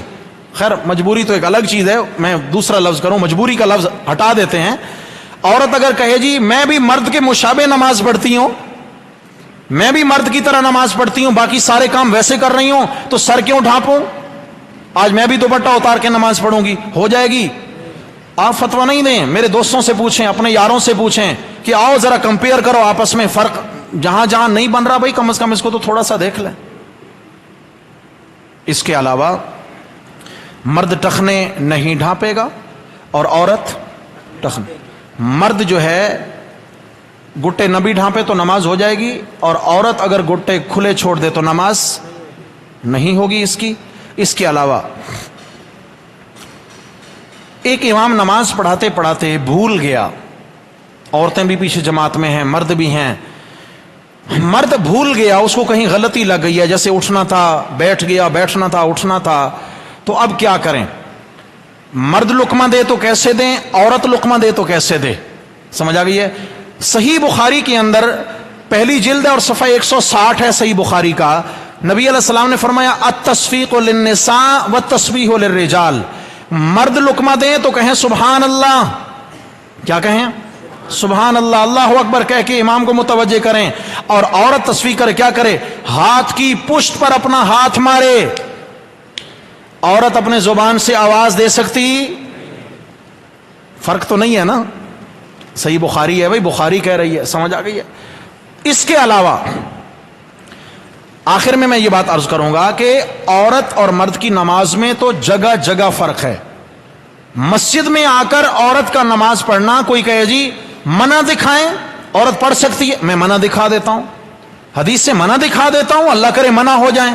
حدیث کہہ رہی ہے، حدیث میں منع کیا گیا، یہی ابو داؤد ہے، پہلی جلد ہے اور صفحہ 91 ہے، پہلی جلد ہے اور صفحہ 91، اس میں باقاعدہ طور پر عورتوں کو مسجد میں آ کر نماز پڑھنے سے کیا کیا گیا بھائی؟ منع کیا گیا ہے۔ فرمایا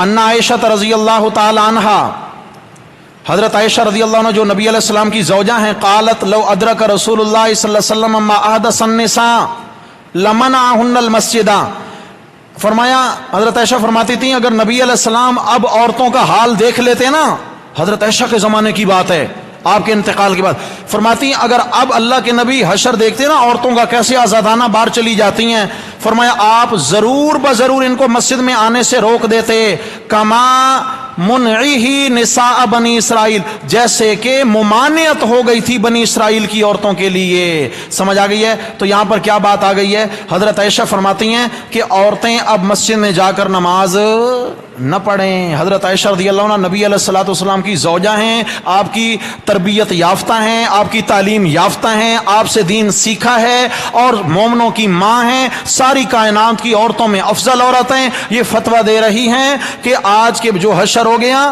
آج سے 1400 سال پہلے، بے حیائی تو نہیں ہوگی نا، بے حیائی تو نہیں ہوگی نا، لیکن اتنا ہوگا کہ بس کبھی کبھی عورتیں جو ہے نا وہ گھر سے بلا وجہ باہر چلی جاتی ہیں، یا یہ کہ نماز کے لیے گئی ہیں اور جاتے جاتے کوئی دیر کر دی، آتے دیر کر دی، یا عورت کی عادت ہوتی ہے آپس میں گپ شپ میں کہیں پہ، سمجھ آ گئی ہے، تھوڑی سی دو چار باتیں کر لی چلتے چلتے۔ تو حضرت عائشہ رضی اللہ عنہ نے فرمایا اللہ کے نبی اگر تمہارا یہ آج کا وتیرہ دیکھ لیتے تو تمہیں ضرور مسجد میں آنے سے کیا کرتے؟ منع کر دیتے۔ آج تو فتنے کا دور نہیں ہے نا، 14 صدیاں گزر گئیں، آج تو کوئی بے پردگی نہیں ہے۔ حضرت عائشہ کے زمانے میں اگر یہ حال پیدا ہو گیا تھا کہ ضرور منع کر دینا چاہیے، تو آج تو بطریق اولا کیوں بھائی، عورتوں کا ایک مجمع اگر مسجد میں آئے، مردوں کا مجمع بھی مسجد میں آئے، مجھے ایمان سے سوچ کر بتائیں خطرہ ہے کہ نہیں ہے؟ جی حرف آئے گا کہ نہیں آئے گا؟ شیطان کو موقع ملے گا نہیں ملے گا؟ سمجھ آ گئی ہے؟ اس لیے مسلمان خواتین کی مسجد ان کے اپنے گھر کا اندھیرا کونا ہے، اندر چلی جائیں، اندھیری کوٹھری میں نماز پڑھیں، چھپ کر جتنی نماز پڑھیں گی، حدیث آپ نے سن لی، اللہ تعالیٰ اس کو نگاہ رحمت سے دیکھتے ہیں، فرشتوں کو گواہ بنا کر کہتے ہیں کہ فرشتوں گواہ رہنا میں نے اس کی مغفرت کر دی ہے۔ یہ ہماری ماؤں بہنوں بیٹیوں کے لیے بہترین پیغام ہے رسول اللہ صلی اللہ علیہ وسلم کی احادیث مبارکہ کی روشنی میں کہ مسلمان مرد کا الگ معاملہ ہے، مسلمان عورت کا الگ معاملہ ہے، آپس میں ان کی مشابہت نہیں۔ پرچیاں بھی آ گئیں۔ اللہ تبارک و تعالی عمل کی توفیق دیں جی، اللہ تعالی ہم سب کو سیکھ کر نماز پڑھنے والا بنائے۔ مرد سجدے میں پاؤں ملا کے رکھے یا الگ رکھے؟ دیکھیں جی، جیسے ہم قیام میں تھے نا، قیام میں اسی حیت میں ہم نے سجدے میں جانا ہے، پاؤں یہیں پہ ہی اپنی انگلیوں پہ آ جائیں گے، سمجھ آ گئی ہے؟ جتنا فاصلہ اس میں ہے اسی میں ہی رہے، اپنے پاؤں کو آپس میں یوں ملا نہیں لیں، سمجھ، اسی حیت میں رہیں، البتہ پنجے زمین سے اٹھنے نہ پائیں۔ اگر دونوں پنجے جو ہیں وہ 3 تسبیحات کے بقدر زمین سے اٹھے رہ گئے تو نماز فاسد ہو جائے گی حمل کثیر کی وجہ سے۔ نمازیں اگر مقیم 15 دن سے کم ہے تو ہر نماز آدھی ہوتی ہے، یعنی فرض ظہر کے 2، عصر کے 2، مغرب کے 2، اچھا مغرب میں بھی 2 آ گئے، عشاء 2، وتر 1، کیا یہ ترتیب صحیح ہے؟ یار تھوڑا سا ضرب تقسیم اور کر لیتے کام اور چل جاتا۔ اور میرے پیارے دوستو، 4 رکعات والے فرائض میں صرف 2 کی اجازت ہے۔ کتنے؟ فجر میں قصر نہیں ہے، مغرب میں قصر نہیں ہے، سمجھ آ گئی ہے جی؟ فجر کے بھی پورے، مغرب کے بھی پورے ہیں، ان کو نہیں توڑنا، ان کو چھیڑنا بھی نہیں ہے۔ ظہر میں بھی 2 پڑھیں، عصر میں بھی 2 پڑھیں فرض، عشاء میں بھی فرض 2 پڑھیں اور 3 وتر پڑھیں، سمجھ آ گئی ہے؟ وتر 1 نہیں ہے، وتر میں کوئی قصر نہیں ہے جی، وتر ہمیشہ، یہ وتر حدیث میں آیا، وتر جو ہے نا وہ مغرب کی نماز کی طرح ہیں۔ کیا مطلب؟ مغرب کی نماز کی کتنی رکعت ہیں فرائض کی؟ 3، تو وتر کی بھی 3 رکعت ہر حال میں۔ اچھا جی، اگر ایک شخص شرعی عذر کے تحت نماز چیئر پر پڑھتا ہے، کیا لفظ ہے، نیت میں پہلی رکعت میں قیام کرتا ہے، باقی بیٹھ کر ادا کرتا ہے، کیا وہ وتر 1 پڑھے گا یا 3؟ بھائی وتر ہر حال میں 3 پڑھنے ہیں، کیا وتر میں کوئی گنجائش نہیں ہے، وتر ہر حال میں 3 پڑھنے ہیں۔ ہمارے گھر میں بلیاں پلی ہوئی ہیں، جب ہم نماز پڑھتے ہیں تو وہ اچانک چلی ہوئی آتی ہیں، زمین پر سجدے کی جگہ پر آ کر بیٹھ جاتی ہیں، ہم کچھ بھی نہیں کر سکتے کیونکہ ہم نماز کی حالت میں، اب ہمیں کیا کرنا چاہیے؟ کیا اپنی نماز دہرانا ہوگی؟ فرض و سنت نماز کی ادائیگی کے بارے میں جس طرح ہمیں پتہ ہے کہ کسی زیرو تصویر وغیرہ، یہ تصویر کے حکم میں نہیں ہے۔ بلیوں کے متعلق ہے کہ یہ سواکن البیوت جو جانور ہوتے ہیں جو گھروں میں رہتے ہیں اکثر، تو وہ انسانوں کے ساتھ گھلے ملے رہتے ہیں، جو گھروں میں رہنے والے جانور ہیں۔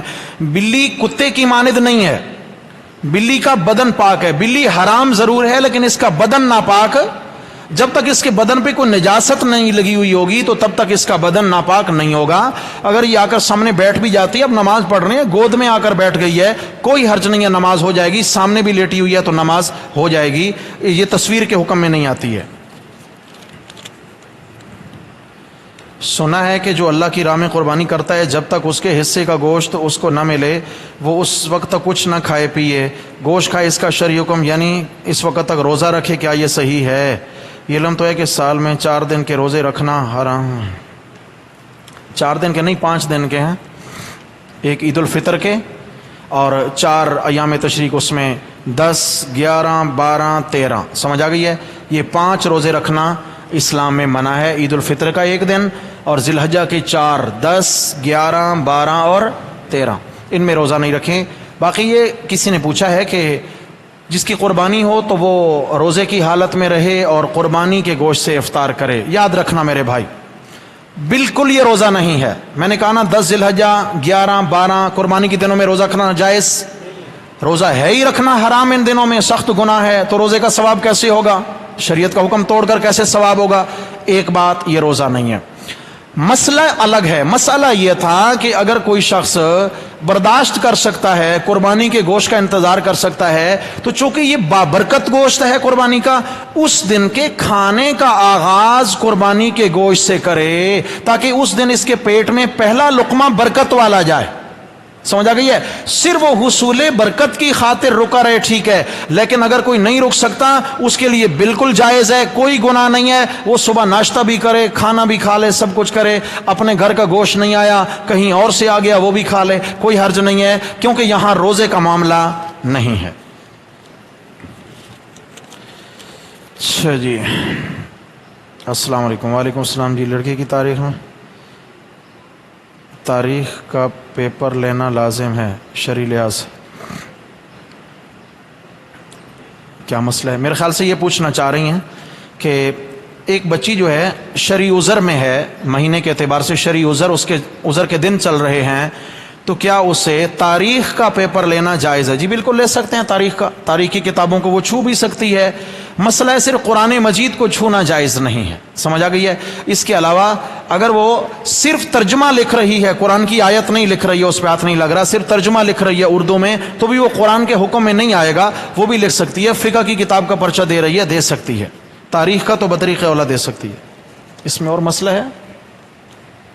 ہاں ہے، نزلہ بہت شدید ہو رہا ہو نماز کے دوران رومال سے صاف نہیں، رومال سے صاف نہیں کر سکتے، اپنی جیسے آستین ہے، آستین سے یا اس طریقے سے کر سکتے ہیں، الگ سے رومال لے کر صاف کرنا یہ عمل کثیر میں آتا ہے۔ قربانی کرنے والے گوشت کی تقسیم ان لوگوں کو دیں جن کے یہاں قربانی نہیں ہوتی، جن کے گھر ہو ان کو گوشت نہ دیا جائے، چاہے وہ پڑوسی ہی کیوں نہ ہوں، اور نہ ان سے لیا جائے کیونکہ ہم نے قربانی میں حصہ لیا۔ باقی تقسیم کی ترتیب وہ 3 حصوں میں۔ دیکھیں جی، یہ بات تو بالکل ہے کہ ہم ڈھونڈ کر ان لوگوں تک گوشت پہنچائیں جنہوں نے قربانی نہیں کی، جو غریب ہیں، سمجھ آ گئی ہے؟ ہم شاہ فیصل میں رہتے تھے تو وہاں میرے علم میں گھرانے تھے جو بیچارے قربانی والے دن شام میں بھی انہوں نے دال پکائی، قربانی کا دن، اور دوپہر میں تو ہو سکتا ہے دیر سویر ہو جائے لیکن شام میں، سمجھ آ گئی؟ اصل میں ہم یہاں پہ تعلقات نبھاتے ہیں، اس کے گھر سے آیا ہے اس کے گھر بھیجنا ہے، سمجھ آ گئی ہے؟ غریب غرباء ہمارا مقصد ہی نہیں ہوتے۔ اگر غریب غرباء مقصد ہوں تو قربانی سے پہلے اپنی گلی میں، اپنے محلے میں تحقیق کر لیں، ایک لسٹ بنا دیں، ایک فہرست بنا لیں کہ یہ لوگ ہیں، سب سے پہلے ان لوگوں تک پہنچائیں، اس کے بعد پھر عزیز و اقارب رشتہ دار جنہوں نے قربانیاں کی ہیں بالکل دے سکتے ہیں، ان کو بھی دوست احباب کو دے سکتے ہیں، کسی کے گھر سے آیا تو لوٹائیں نہیں کہ بھئی ہم نے کی ہے، لے لیں، کہیں اور آگے ضرورت مند کو دے دیں، خود نہیں رکھنا، ضرورت مندوں کو دے دیں، سمجھ آ گئی ہے؟ تو کوئی گناہ نہیں ہے، جس کو جی چاہے دے دیں، کم دیں زیادہ دیں، دے سکتے ہیں، لیکن یہ الگ بات ہے، زیادہ بہتر یہ ہے کہ مستحقین تک پہلے پہنچایا جائے۔ ناظرہ سبق کی جو کلاس ہے اس میں شرکت نہیں کر پا رہے قربانی کے جانور کی وجہ سے، اگر قربانی تک تعطیلات ہو جائیں تو جی دیکھیں جی، میں تعطیلات تو ابھی دے دوں، ہماری عشاء کے بعد نمازیوں کی ناظرہ کی کلاس چل رہی ہے الحمدللہ، ساتھی اس میں قرآن پاک پڑھ رہے ہیں۔ رمضان میں تعطیلات مبارکہ شروع ہوئیں، چلتے چلتے ابھی ایک ہفتہ پہلے سبق شروع ہوا، ٹھیک ہے جی، اتنی تعطیلات ہوئیں۔ ابھی جانور خریدنے جا رہے ہیں تو جناب تقاضا ہے تعطیلات کا، پھر جانور ذبح کریں گے تو پیٹ خراب ہونے کا تقاضا ہوگا، تعطیلات پھر چاہیے۔ قربانی کا گوشت بہت کھا لیا ہے بہت دن، تو بھائی آپ قربانی کے جانور خریدتے رہیں، جو جن کے نصیب میں ہے وہ آئیں، اور روزانہ تو نہیں جا رہا نا ہر بندہ، اگر منڈی دیکھنے کا شوق ہے تو پھر آپ خواہ اپنی کلاس کا نقصان کر رہے ہیں، یہ بڑا نقصان ہے، خدا کے لیے نقصان نہیں کریں میرے بھائی۔ دیکھیں کبھی ایک دفعہ جائیں اور دن میں جائیں، پہلے جمعے پر بھی عرض کی ہے، راتوں میں جانور لینے نہ جائیں، عیب کا پتہ نہیں چلتا، دن میں جائیں، روشنی میں جائیں اور دن میں جانور خرید کر کے لے آئیں۔ اور ہماری کلاس دن میں ہوتی ہے رات میں ہوتی ہے؟ رات میں۔ اور تمام دوستوں بھائیوں سے گزارش بھی ہے کہ دیکھیں بھائی قیمتی موقع ہے، اگر ہم اپنا قرآن مجید ٹھیک کر لیں گے انشاءاللہ نقصان ہوگا فائدہ ہوگا، پتہ نہیں کب آ جائے موت کا، اللہ کی طرف سے پیغام آ جائے۔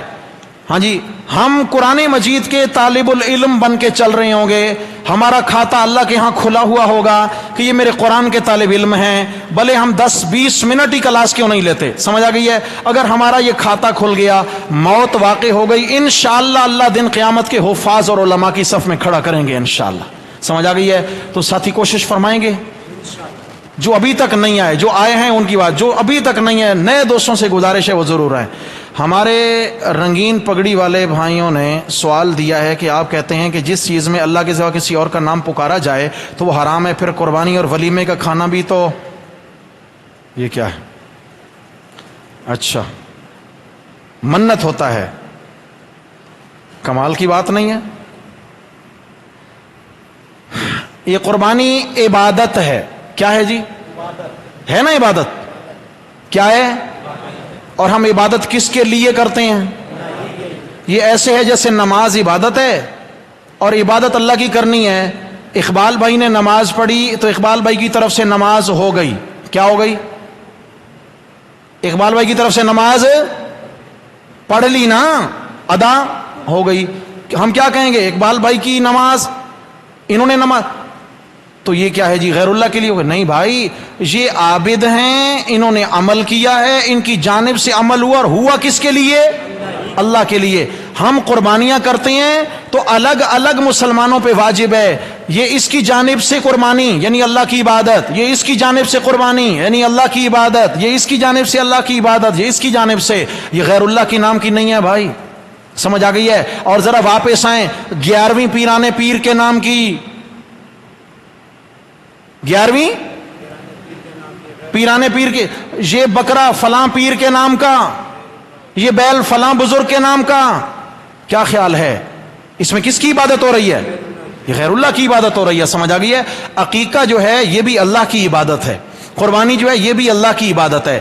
اللہ کے لیے ذبح کریں، کھائیں، کھلائیں ہر ایک کو، کون منع کرتا ہے بھائی؟ اللہ کے لیے پکائیں، کھائیں، کھلائیں، کون منع کرتا ہے؟ ہم تو منع کرتے ہیں بھائی غیر اللہ کے نام پر نہ دیں، غیر اللہ کے تقرب کے لیے نہ دیں، کیونکہ یہ عبادت ہے اور عبادت حق صرف کس کا ہے؟ اللہ کا ہے۔ تو میرے بھائیو دوستو بزرگوں، آج کے ہمارے سبق کا خلاصہ کیا نکلا کہ مرد اور عورت کی نماز میں خاطر خواہ فرق ہے۔ عورت کی نماز میں کس چیز کا لحاظ رکھنا ہے؟